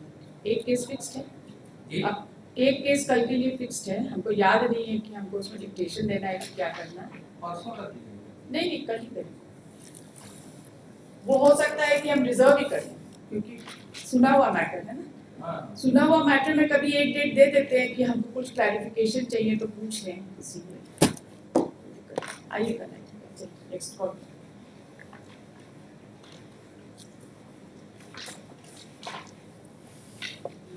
और समरी बनाए ऑनलाइन चला देंगे। आप दे दीजिए। और शॉर्ट समरी मिली है, मतलब इस पेज का है 24 पेज, और फिर उसके बाद रूलिंग्स भी। इसलिए लग रहा है कि आप कोर्ट के लिए कॉपी नहीं लाए? नहीं, मतलब मेरा ये कॉन्सेप्ट ये है कि एक बार हम जैसे आर्गुमेंट करते हैं, अदर साइड रिप्लाई देता है, उसके बाद जब हम रिप्लाई देते हैं सारा पॉइंट क्रिस्टलाइज आ जाता है, तो उसके बाद देने से कोर्ट के लिए भी इजीयर होता है। अदरवाइज अब कोर्ट के लिए क्या इजी होता है तो कोर्ट ही बताएगा ना। मेरे लिए इजी वही रहता है कि आप कुछ फाइल कर दीजिए जो आपका कंटूर्स है, हम उसको पढ़ के समझ के आए, उसके बाद आपको सुने, उसके बाद आपको लगे कि नहीं कुछ और भी चीज ऐड करना है तो you can always add. By way of reply तो रिस्पोंडेंट के आर्गुमेंट का रिप्लाई होता है। आप ही डिसाइड करेंगे कि कोर्ट को कैसे सुनना है, तो इसमें हमको कुछ बोलना नहीं। आपको रखना है, आप अपने पास रखिए, हमको कोई इशू नहीं। I can not force you know. हमको मेरे पास कोई मीन्स नहीं है कि हम आपको फोर्स करें। प्रोसीजर वही है कि आफ्टर द कंक्लूजन कोई बात नहीं, आपके रूल्स एंड प्रोसीड्यूर से हम चलने के लिए तैयार। आपको कोई ऑब्जेक्शन नहीं है ना? तो बस कल सुनेंगे, फिर क्या दिक्कत है? हाँ करें। For admission, item 35, first appeal 220 of 2025.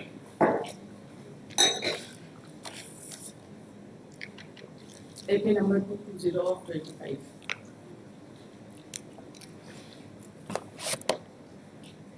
Admit.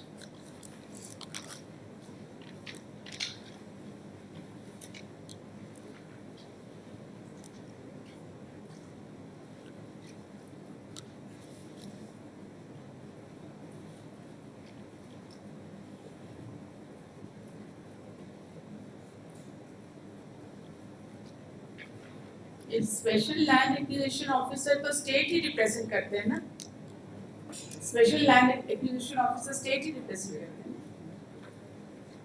Admit call for records from the consent court. The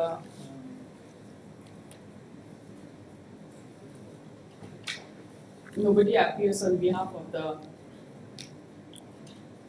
respondents.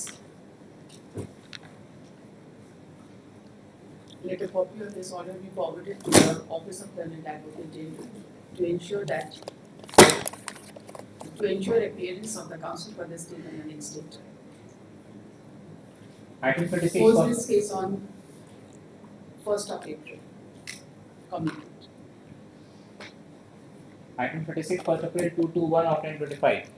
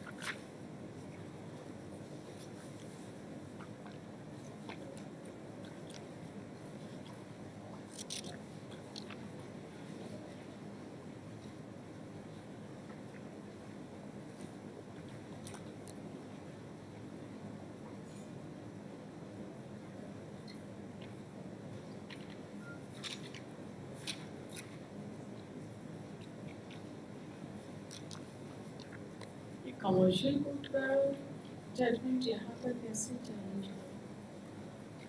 ये किसका फाइल है?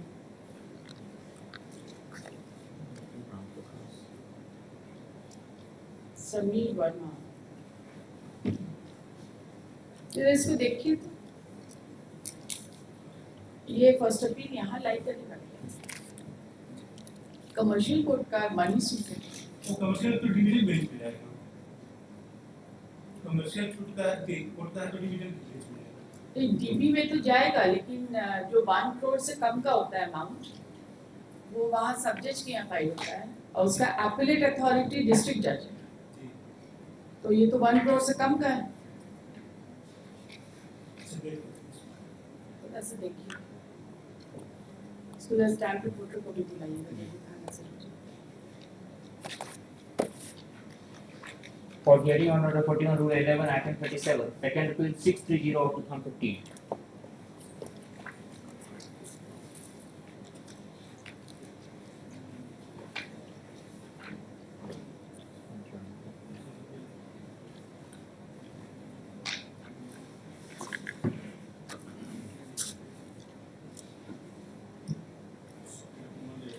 Partition should be independent of the person. Super the dismissed on the ground based on the cultivations in the separate, and therefore on that ground the super dismissed. On what ground it was dismissed? You are the plaintiff. We are defending my lord. The plaintiff suit my lord dismissed on the ground based on cultivation is separated my lord. This seems wrong. Therefore, no use of pattern my lord. On that ground my lord the super dismissed. The learned appellate court my lord the reverse my lord on the ground that the report of right will be jointly prepared in the name of the ancestor of the both the parties. And on that ground my lord What is the illegality? Correctly done. There is no illegality. Merely because persons are separated in mess and cultivation, that does not mean that there is partition. Yes, madam. So when the records of rights are jointly prepared, then under such circumstances, Jointly prepared, madam, this is law, madam. The 1932. even if madam, jointly prepared, how does that make a But difference? madam, since from the beginning, madam, these both the parties, madam, they living separately, madam, and they cultivating also separate, madam, and these According to you, there was a previous partition. Yes, madam. When was the previous partition done? Previous partitions, madam, before the revision of survey, madam. Where is it mentioned? Yes, madam, I have stated, madam. Where is it mentioned in your written statement that Yes. what is the date of previous partition? There is no specific date, madam. Then? In the pleading, madam. What pleading? No specific date. The records are joint. There is no matter. But, madam, Second appeal number 630 of 2015. the judgment, one judgment, madam, they lost. Yes.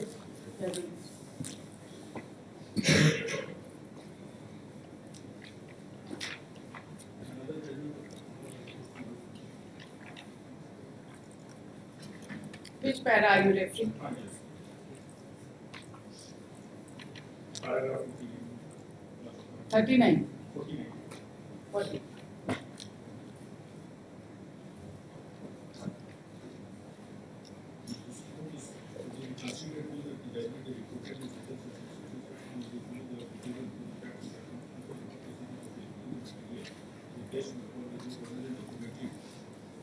And also the conduct of the parties to the various partitions at that in the year 1905.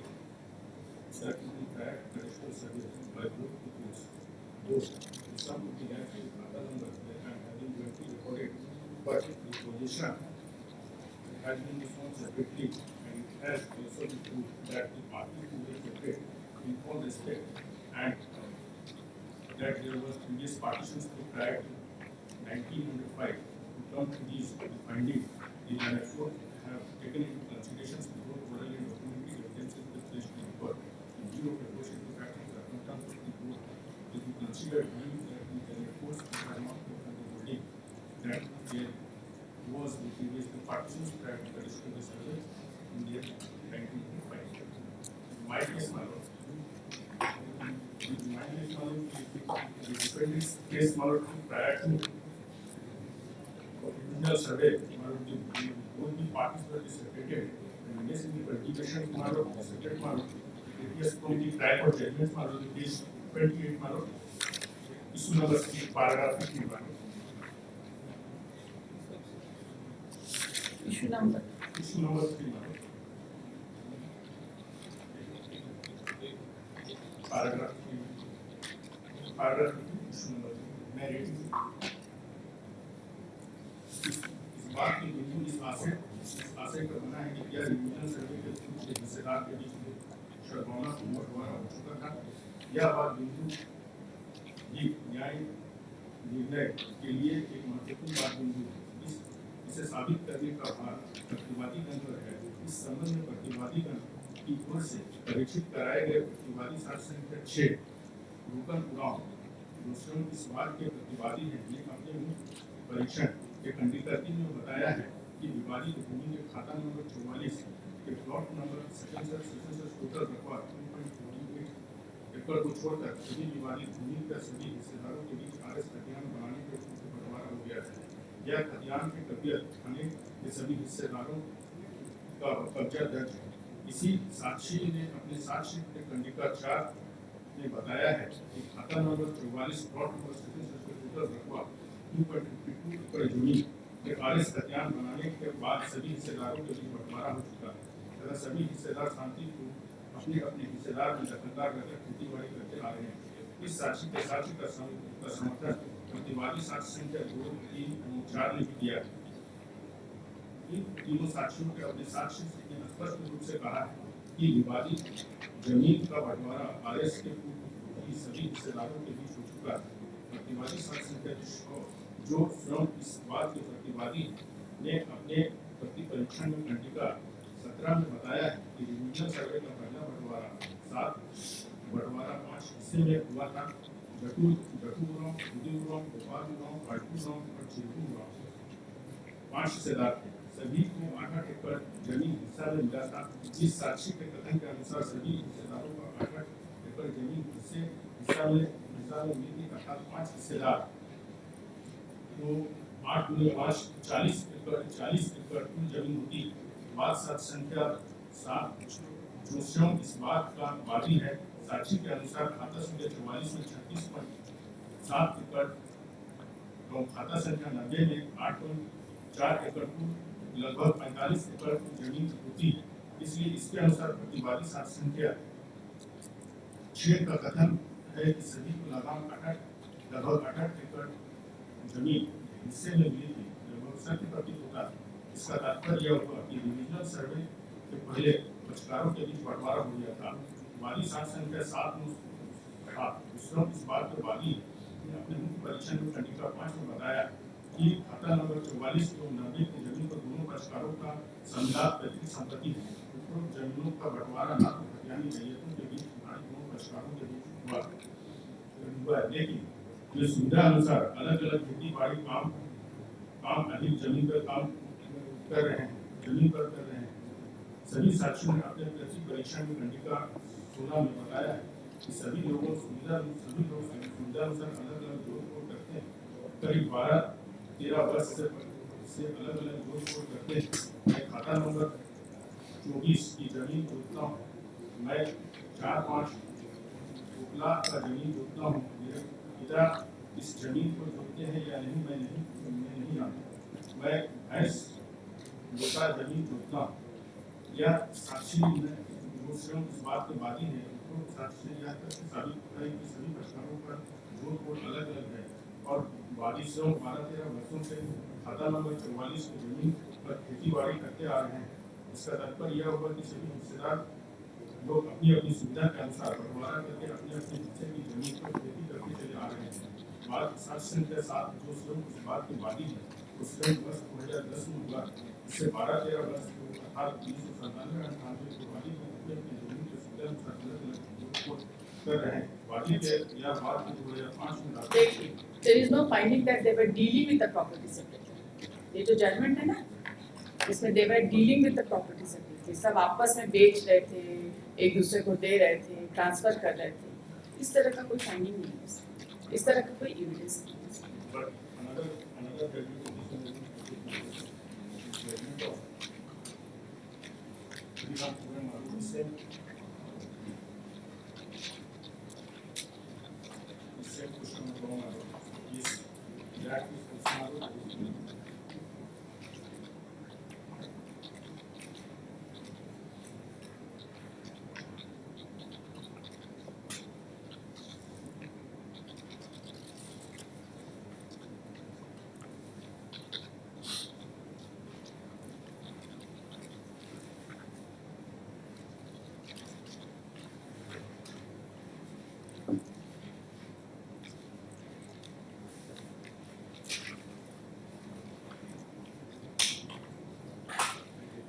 paragraph 24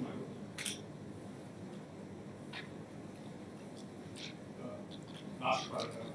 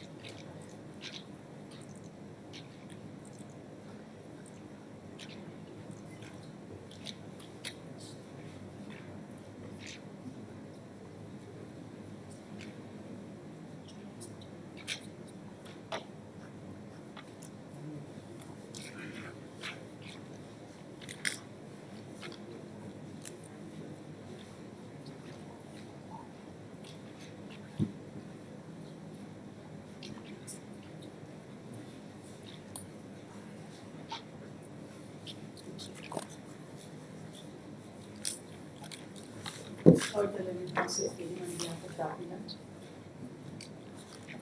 This is essay number 630 of 2015. The subject has been filed against the judgments in decree dated 4/9/2015, within bracket decree signed on 18/9/2015, bracket close, passed in title appeal number 5 of 2014 by learned District Judge Romanji Gunda, whereby the appeal has been allowed and the judgment passed by the judgment and decree dated 18/12/2013, within bracket decree signed on 23/12/2013, passed in partition switch number 44 of 2005 by learned Civil Judge Senior Division 2 Gunda, has been reversed. The suit was dismissed and on appeal, the appeal was allowed, and consequently the defendants are the defendant number 1, 2, 4 and 5 are the appellants before this court. The learned counsel for the appellant has submitted that the parties were separate in mess and cultivation, and there was a partition prior to cadastral survey, divisional survey, which was held in the year 1930. which was held in the year 1932. And since they were separate in mess and cultivation, therefore, the learned trial court rightly recorded that there was previous partition. But the learned first appellate court has wrongly interfered with the judgment passed by the trial court and reversed the finding and granted and allowed the suit. He has relied upon the judgment passed by this court in essay number 39 of 1995 in bracket R, and also reported in bracket in 2005 in bracket 1 bracket 2 JCR 12.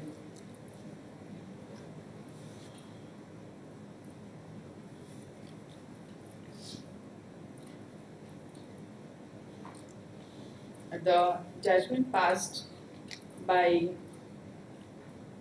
which was a judgment passed in first appeal. ये तो first appeal का judgment, ये second appeal. Yes. After hearing the learned counsel for the appellant,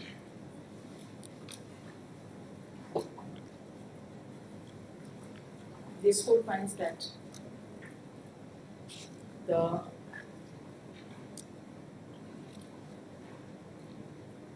and considering the arguments which has been advanced with regard to previous partition, which was issue number 3 before the learned trial court, this court finds that the issue number 3 was decided by paragraph number 15, and the learned trial court recorded that the parties, that no documentary evidence in connection with previous partition in writing was placed on record, but on the basis of oral evidences was of the view that when both the parties were separate in mess and cultivation,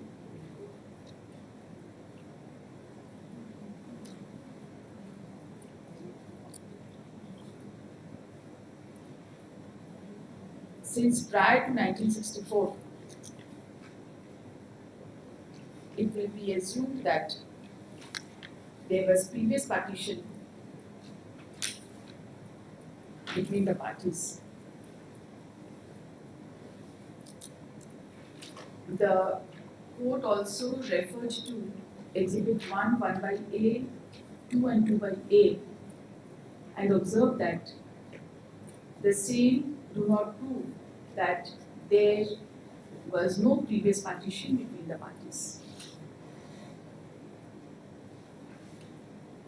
However, the contents of these exhibits have not been discussed while giving the finding on issue number 3. So far as the learned first appellate court is concerned, the Paragraph. learned court has discussed the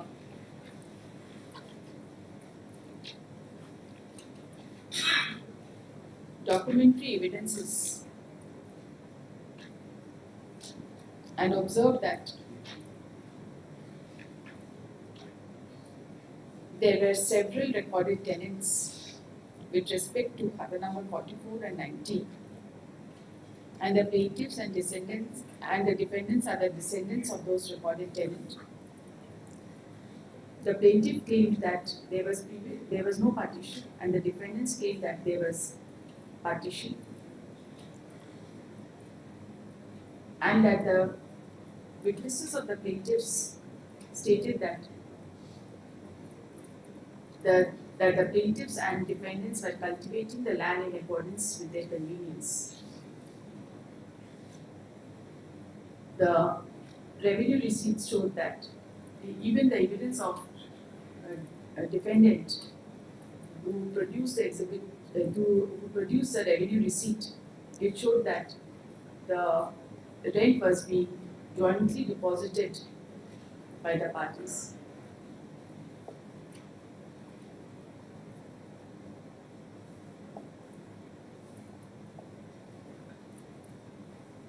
The finding of the learned first appellate court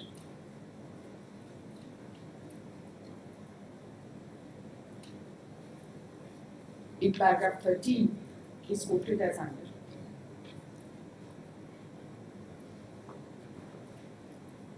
This court finds that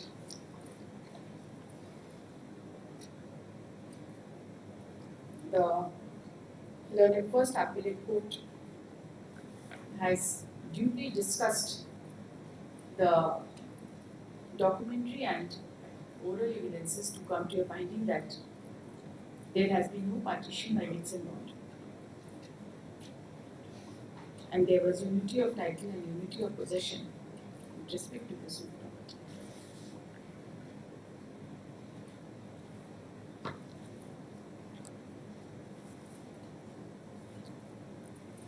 So far as the judgment relied upon by the appellant in essay number 39 of 1995 with bracket R is concerned, the case is on the face of it clearly distinguishable, as in the same case the parties were not only separate in mess and cultivation, but they were dealing with the property, there was dealing with the property amongst plaintiffs inter se.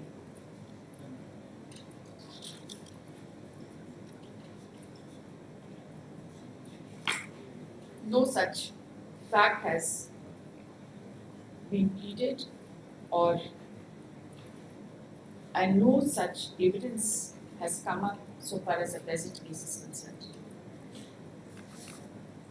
The judgment passed by this court in 2005 within bracket 1 JCR 12 is concerned. The same was passed in the first appellate jurisdiction,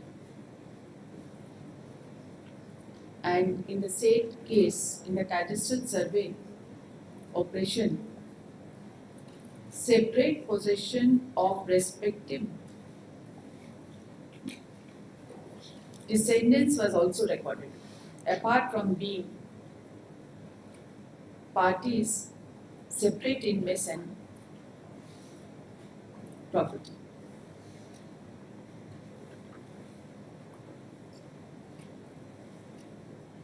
This court is of the view that the judgment passed in both the cases, especially do not apply to the facts and circumstances of this case. This court is of the view that the learned first appellate court has done the needful and has rightly held that there was no previous partition between the parties when it's in bond, and they were joint in, and there was unity of title and unity of possession. No other point has, as such, has been argued. This court finds that no substantial question of law is involved in this case, which is hereby dismissed.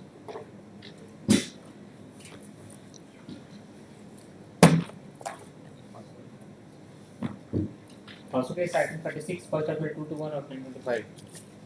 इसमें जाएगा dividend बेच में according to rule 34 to dealers of the Jharkhand high court. ठीक है, हम पहले जरा पता करते हैं कैसे यहाँ पे कैसे आए। यहाँ पे क्या वहाँ पर भी नहीं होगा, क्योंकि ये जाएगा डिस्ट्रिक्ट जज के यहाँ, या मेरे डिस्ट्रिक्ट ही नहीं। तो 25 लाख तक ही जाएगा। 25 लाख नहीं, 1 करोड़ तक करेगा। नहीं 25 लाख के ऊपर कर दोगे अपनी फाइन होगा यहाँ हाईकोर्ट में। 25 लाख के ऊपर ऊपर यहाँ जाएगा। 25 लाख से 1 रुपया भी बढ़ेगा। नहीं नहीं, दो चीज है ना, एक तो सब जज के यहाँ कब तक का कितना जुरिस्डिक्शन है सब जज का? सब्जेक्ट क्या 10 लाख तक का है। और सब्जेक्ट के बाद 10 लाख से ऊपर तक तो अपील फाइल होगा। वो डिस्ट्रिक्ट जज। बिलो 25 लाख वो डिस्ट्रिक्ट जज। अच्छा, ये तो जाएगा फिर डीबी में। डीबी में जाएगा तो मसले सुबह स्टैम्प रिपोर्टर को बुलाइए। Item 38, 2nd to 603 of 2017.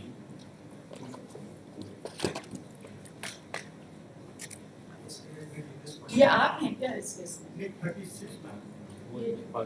वो आपका वो डीबी में जाएगा? नहीं ये तो सिंगल जज के यहाँ तो नहीं जाएगा ना, कमर्शियल कोर्ट तो डीबी में जाता है, commercial appellate jurisdiction. Social court का है रूल 34(1)(2) डी के हिसाब से डीबी में जाएगा।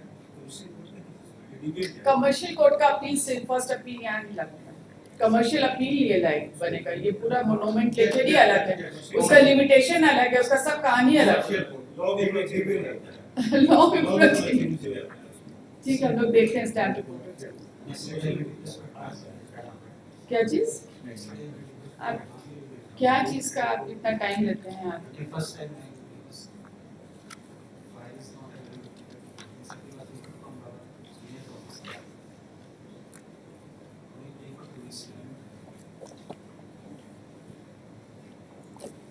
टू वीक्स क्यों आपको टाइम चाहिए?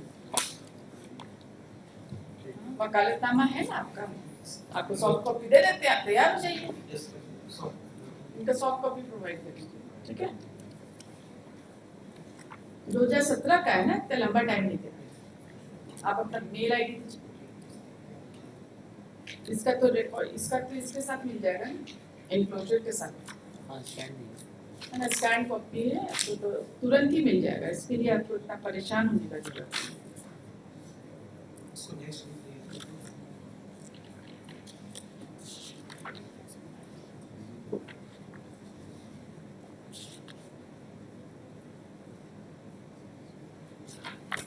देखिए, second appeal number 603 of 2017. The learned counsel for the appellant is present. An advance notice seeking adjournment has been circulated. He submits that a soft copy of the memo of appeal with enclosure be provided to the appellant. Office is directed to do the needful during the course of the day at the following email ID. आप अपनी तरफ से करवा देंगे समझिए। At the request of the counsel for the appellant, both this case on next Monday. No further adjournment will be granted.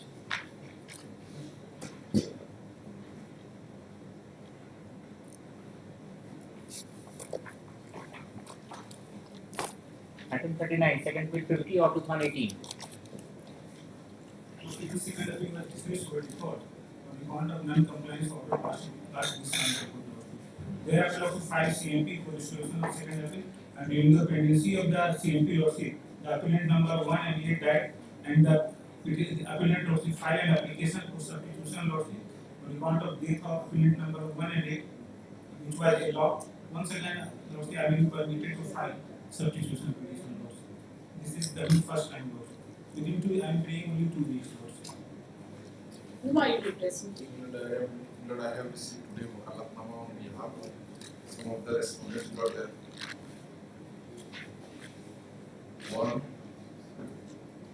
1, 2, 7. All the male members I have received. Female members I have not received. 5 male members I have received. Can you tell me which all respondents are you representing? No. 1, 2, then 7, 7. 9, 9. 8 नहीं मिला है, मिला? Philippine pass on करना इतना सा वकालत number देख के हम एग्जैक्ट बता देंगे हमारे पास आ गया है वकालत नंबर सॉल्व कर पास और भी प्रोफॉर्मा भी है। यस परफॉर्मा करनी है वो तो तब ना होगा जब सब्सटेंशियल क्वेश्चन ऑफ लॉ तो बनेगा। वैसी के लिए हमारा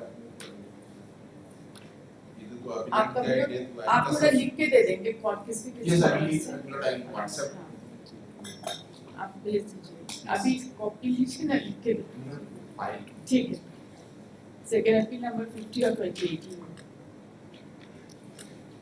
The learned counsel for the appellant has submitted that the case was dismissed for default and has been restored, and at the stage of restoration, the appellant number 1 and 8 were substituted.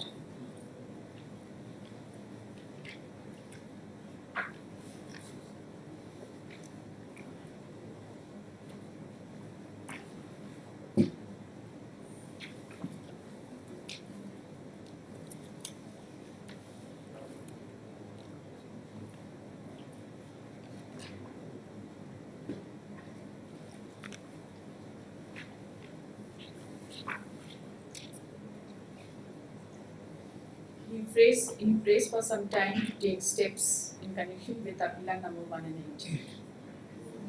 Mr. Arvind Kumar Chaudhary appears on behalf of respondent number who dash रहेगा दोनों। वकालत number में भी accepted but otherwise I have to file I नहीं आपको इनको आगे file करना ही है। करना ही होगा नहीं तो नहीं एक्सेप्ट होगा बिल्कुल नोटिस नहीं है he is permitted to file वकालतनामा as received by him.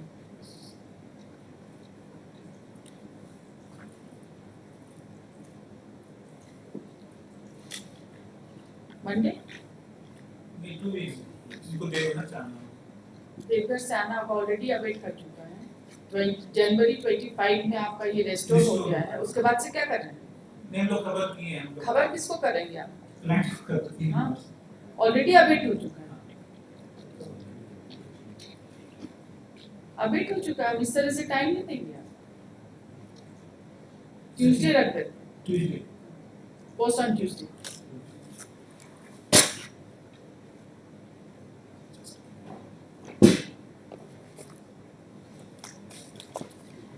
और सबका वकालतनामा लेके फाइल करिएगा। Item 40, second appeal 123 of 2018.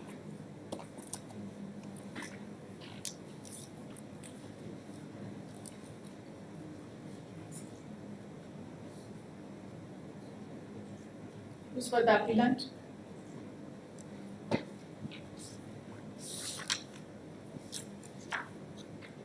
Second appeal number 123 of 2018.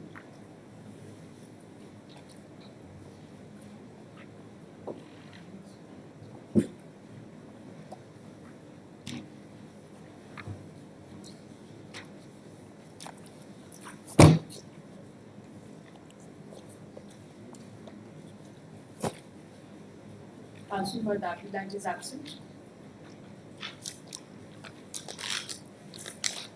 No affidavit has been filed in this case in terms of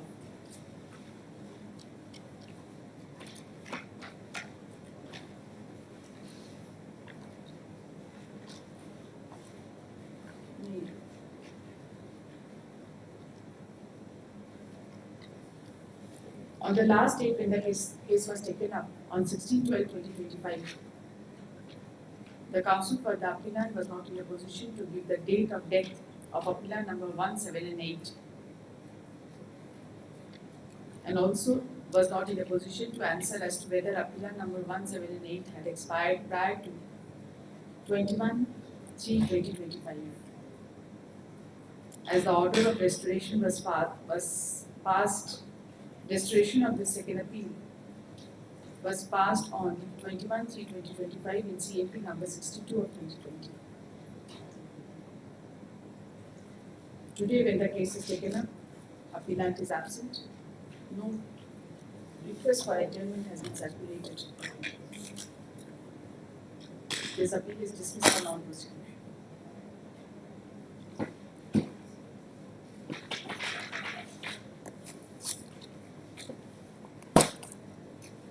Item 41, second bill 389 of 2018.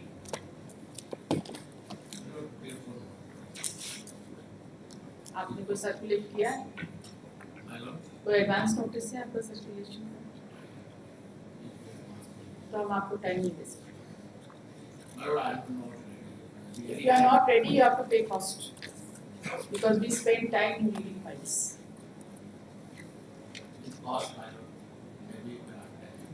With cost.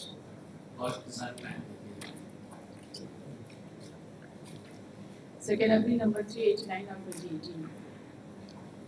The learned counsel for the appellant submits that he is not ready with the brief.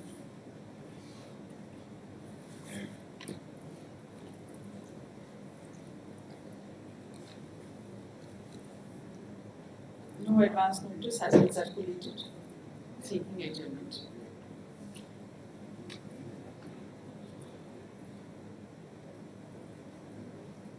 कब रख दें?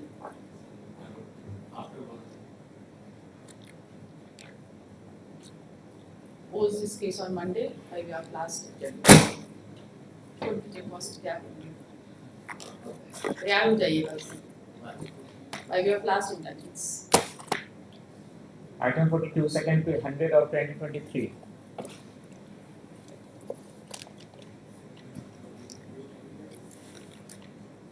Appellant.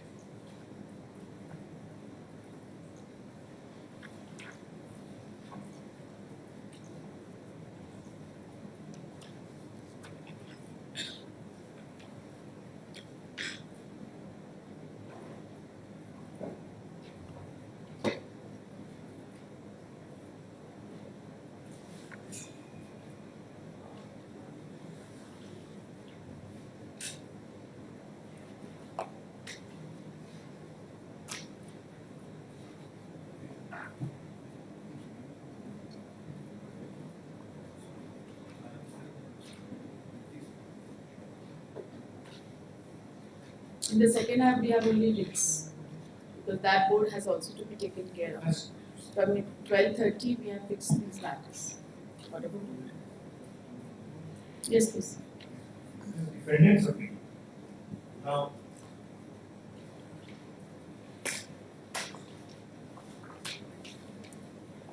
the suit plots comprise in plot number 1 and 2. They were recorded in name of Roman Catholic Bishop of Ranchi. On 7/3/1958, plot number 2 of Khakar 31 comprising a measuring area of 12.24 acres was transferred by Roman Catholic Bishop of Ranchi to the plaintiff. Now that sale deed of the year 1958 shows that on the northern boundary, 50 decimals of that comprising under plot number 2 and 1 has been northern boundary name of Suleiman and Magdali, who are the ancestors and predecessors of the title of the petitioner. They have been shown in northern boundary. Now for the same land, that's 19, that land which has been shown in northern boundary, a sale deed is executed again by this Roman Catholic Bishop of Ranchi in favor of the plaintiff. The land which has been shown in name of Suleiman and Magdali has been sold again in the year 1995 to the plaintiff. The plaintiff applied for mutation, in which Again means the same property is sold twice. this now is that property was given to Magdali and Suleiman by virtue of a hukam. The one which has been shown in the northern boundary of the sale deed of 58. And in the year 1995, that property, which was granted by virtue of hukum is being sold to the plaintiff. In course of mutation proceedings, the defendant appeared and contested the proceedings, saying that no, this property has been given settled in the year 1930 with Magdali and Suleiman. Thereafter, Magdali passed away and Suleiman remarried one full money. Full money and Suleiman had a son and daughter. Son was John and daughter Josephine, is the defendant.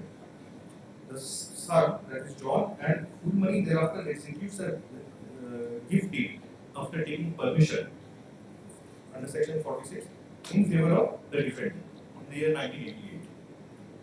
So this is the case. My case is that once they have admitted in their own document that in the northern boundary the land of the defendant is situated, they could not have transferred it to the plaintiff. And that document has been exhibited at Exhibit C. They could not have transferred it. You see, let's take it this way. There is a property A. To the northern boundary, there is property B. In the name of Suleiman, And Magdali. S and A. Right? Now, property A has been transferred in the year 1958, 7358. And the northern boundary has been transferred to the Again, plaintiff in the year 1995, though it was settled to me, to my predecessor in title in the year 1930. this now has been transferred. This is the bone of contention, Yes. 1995 deed. 1995. So plaintiff has transferred this property. No, merely because not the they have transferred it to the plaintiff. Plaintiff. Okay. Plaintiff has acquired this property in the year 1995 by virtue of a registered deed. Put in possession. Put in Not possession. put in possession because though there is a degree of confirmation of possession, but the plaintiffs have now levied an execution case for recovery of possession. This is my consistent case that the plaintiffs never came in possession. I remain in possession since 1930. So this sale deed was under challenge. The sale deed, the plaintiff came claiming title by virtue of the sale deed. What was the cause of action for the The plaintiff? cause of action was Reputation was not rejection allowed. case, rejection of mutation. Rejection.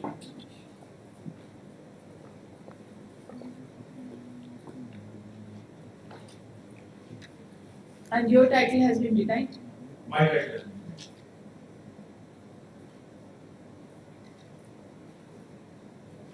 And how does the vendor of the plaintiff establish title? On what basis? Record of rights. Vendor of the plaintiff. Yes. Vendor is so common. In this, the record of rights has been prepared in the name of Roman Catholic Bishop of Ranchi. So a priest during that time, the priest had settled this land to me. The bishop had settled this land to me in the year 1930. Anything else apart from that?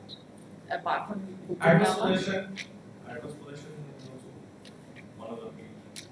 But Exhibit C, how the learned appellate court considers Exhibit C, is that the mere fact that land was left without boundary and Suleiman Kashyap's property was shown in the boundary of Saley dated 7/3/1958, which has been explained by the learned counsel for the respondent to be of another monarch.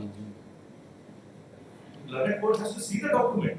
Just because the counsel is making a statement.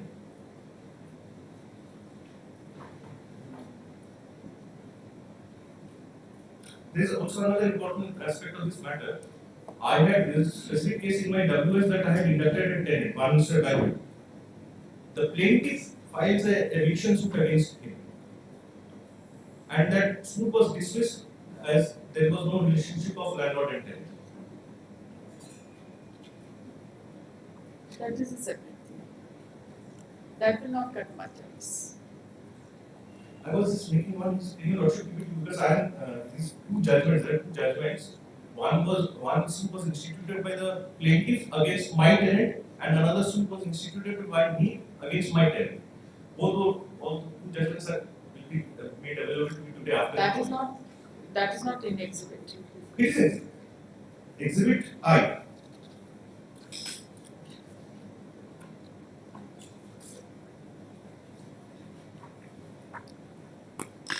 After some argument, the learned counsel for the appellant seeks adjournment.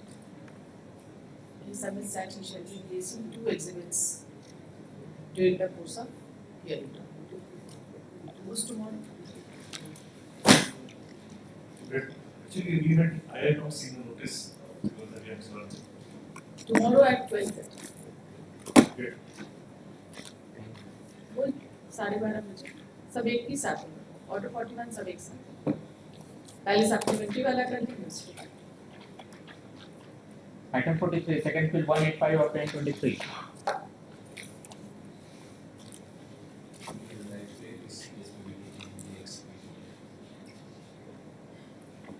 Given adjournment notice क्या हो क्यों आपको tension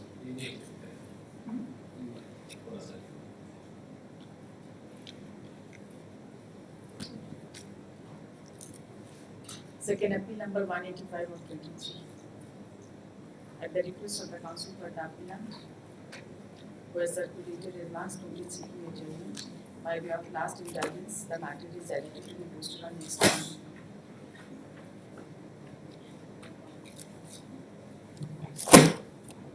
Item 44, second appeal 115 of 2025.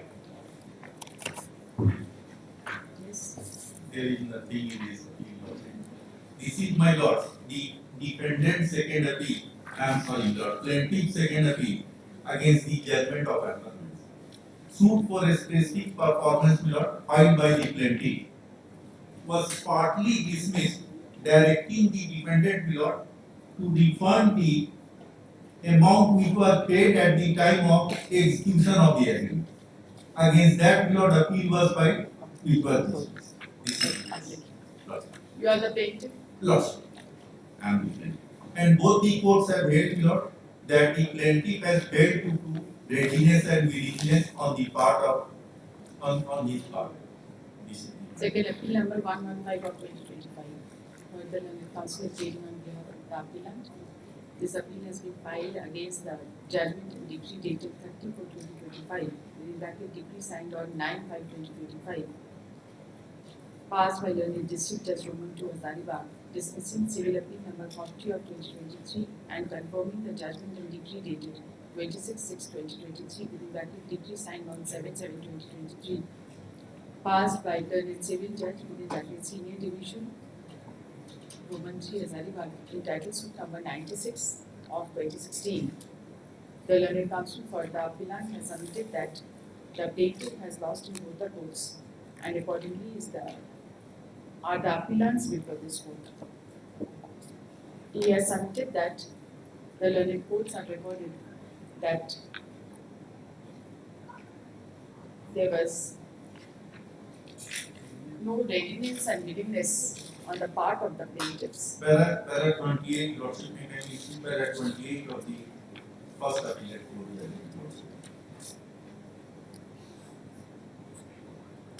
There was no readiness and willingness on the part of the plaintiffs But this aspect of the matter has not been properly considered, and therefore a substantial question of law. That's it. Lordship.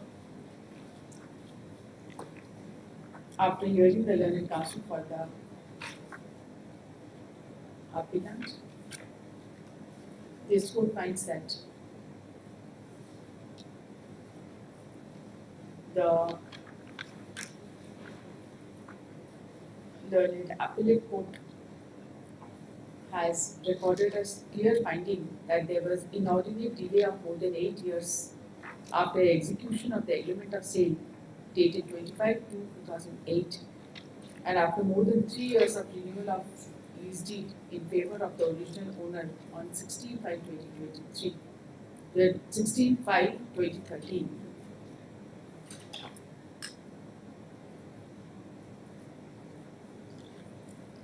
The materials on record have been discussed to come to a finding that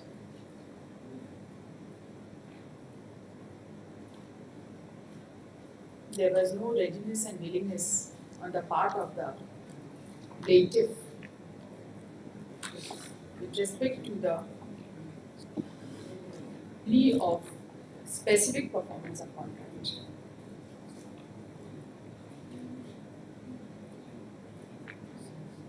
There are concurrent findings on the point of readiness and willingness.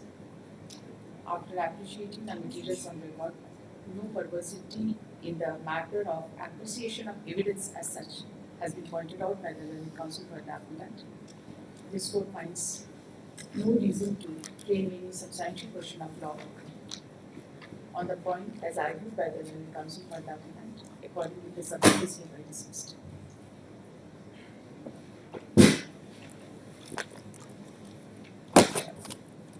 Item 45, second bill 179 of 2025. This is my lord, the defendant's second appeal against the judgment of referment. Now, Lordship may kindly see. Suit was filed by the plaintiff lord under section 6 of the Specific Relief Act 1963 for restoration of possession, for recovery of possession. The trial court came to a specific finding, Lordship, that section 6 of the Specific Relief Act is not applicable in the facts and circumstances of the present case, even then the suit filed by the plaintiff has been declared. Against that, my lord, the plaintiff did not choose to prefer any appeal, any cross appeal before the learned first appellate court, and the learned first appellate court came to a specific finding that the appeal filed by the defendant is not maintainable, since suit was filed under section 6 of the specific relief. This is the case. Fifth case to be admitted, Lordship may kindly see the findings of the learned trial court and findings of the learned first appellate court. Lordship may kindly see findings of the learned trial court, my lord, page 32.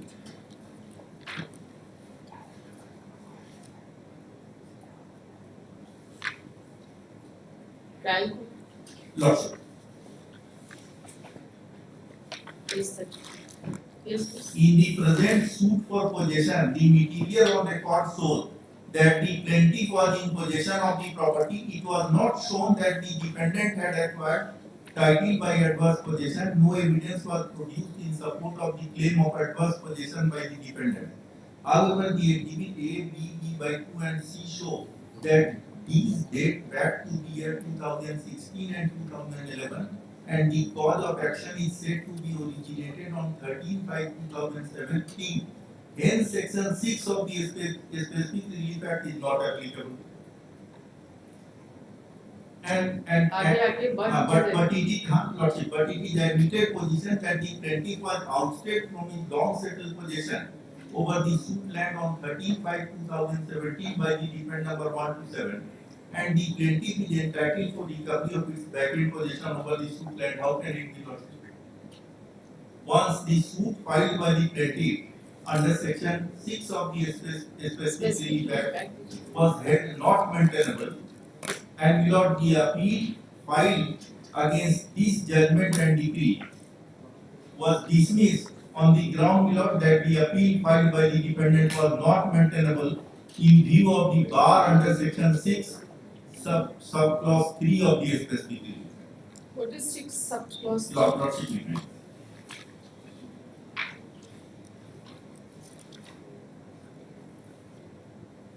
No appeal shall lie from any order or decree passed in any suit instituted under this section, nor shall any review of any such order or decree be allowed.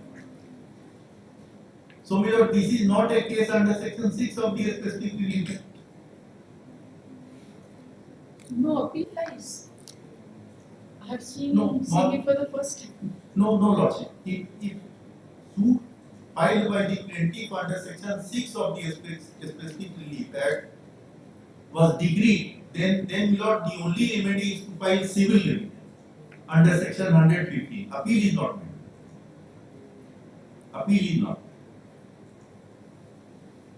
But in this case, my lord will find that the learned first appellate court came to a specific finding that the appeal filed by the defendant is not maintainable in view of the specific bar under section 6 subsection 3 of the specific. And moreover, lordship, the plaintiff, my lord, has stated in his examination in chief that he is in possession of the suit property. मैंने जिस जमीन पर case किया है वह जमीन मेरे कब्जे में. Section 6 has got no application.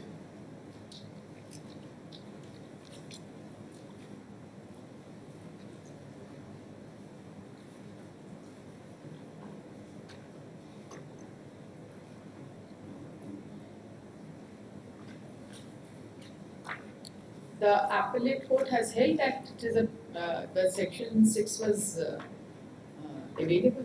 Yes, lordship. Yes.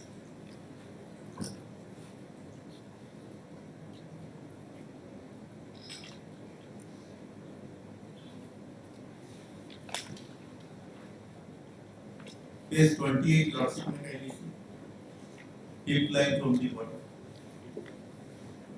Therefore, this court has no hesitation to hold that learned trial court has returned a correct finding and granted the relief under section 6. आपका कहाँ है substantiation? Ground number 3 देखने.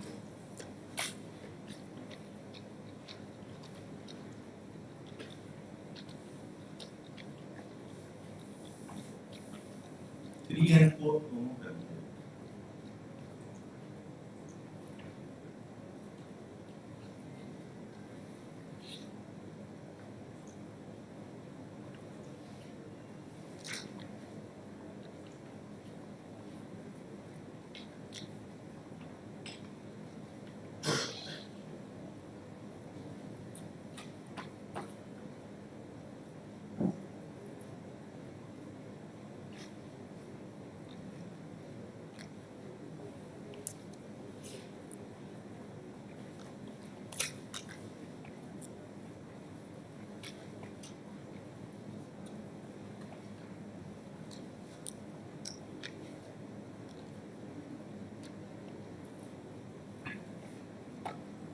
अब कल है कल.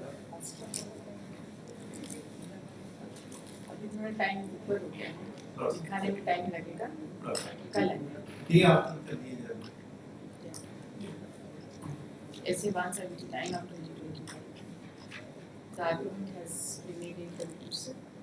As the court count time is over, who is dismissed the after tomorrow. In the supplementary list.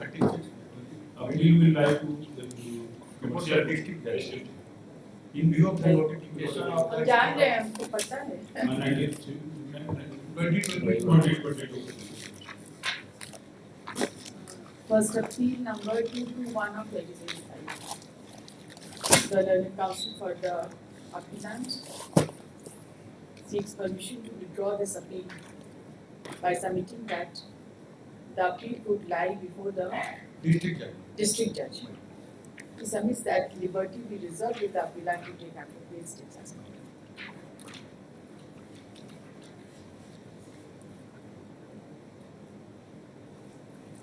the appeal was filed before this court on 26/10/2024.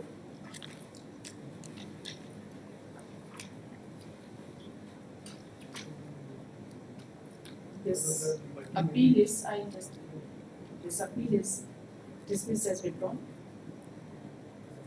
आप किनकी तरफ से? For association. For Respond number 1 and 2 also I will be appealing, but also I will be on behalf of respond number 1 and Bhartiya Trade. आप हैं 1 and 2 की तरफ से?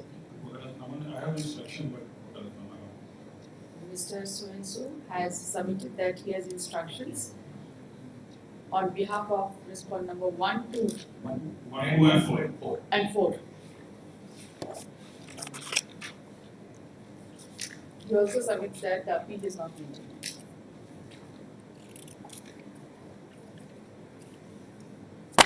Before this court.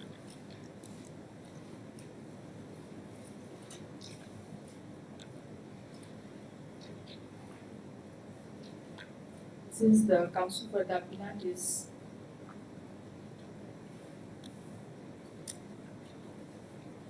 seeking to withdraw this appeal is dismissed as withdrawn. The office is directed to hand over the impugned judgment to the learned counsel for the appellant upon being replaced by a true certified copy of the same. It will be open to the appellant to proceed as may be permissible under law. As may be permissible under law हम लिखी थी. Commercial court का corporation of delay is a huge issue. उसका कोई छोटा मोटा issue मत समझिए. Thank you. Liberty हम कर दिए हैं. To proceed as may be permissible under law.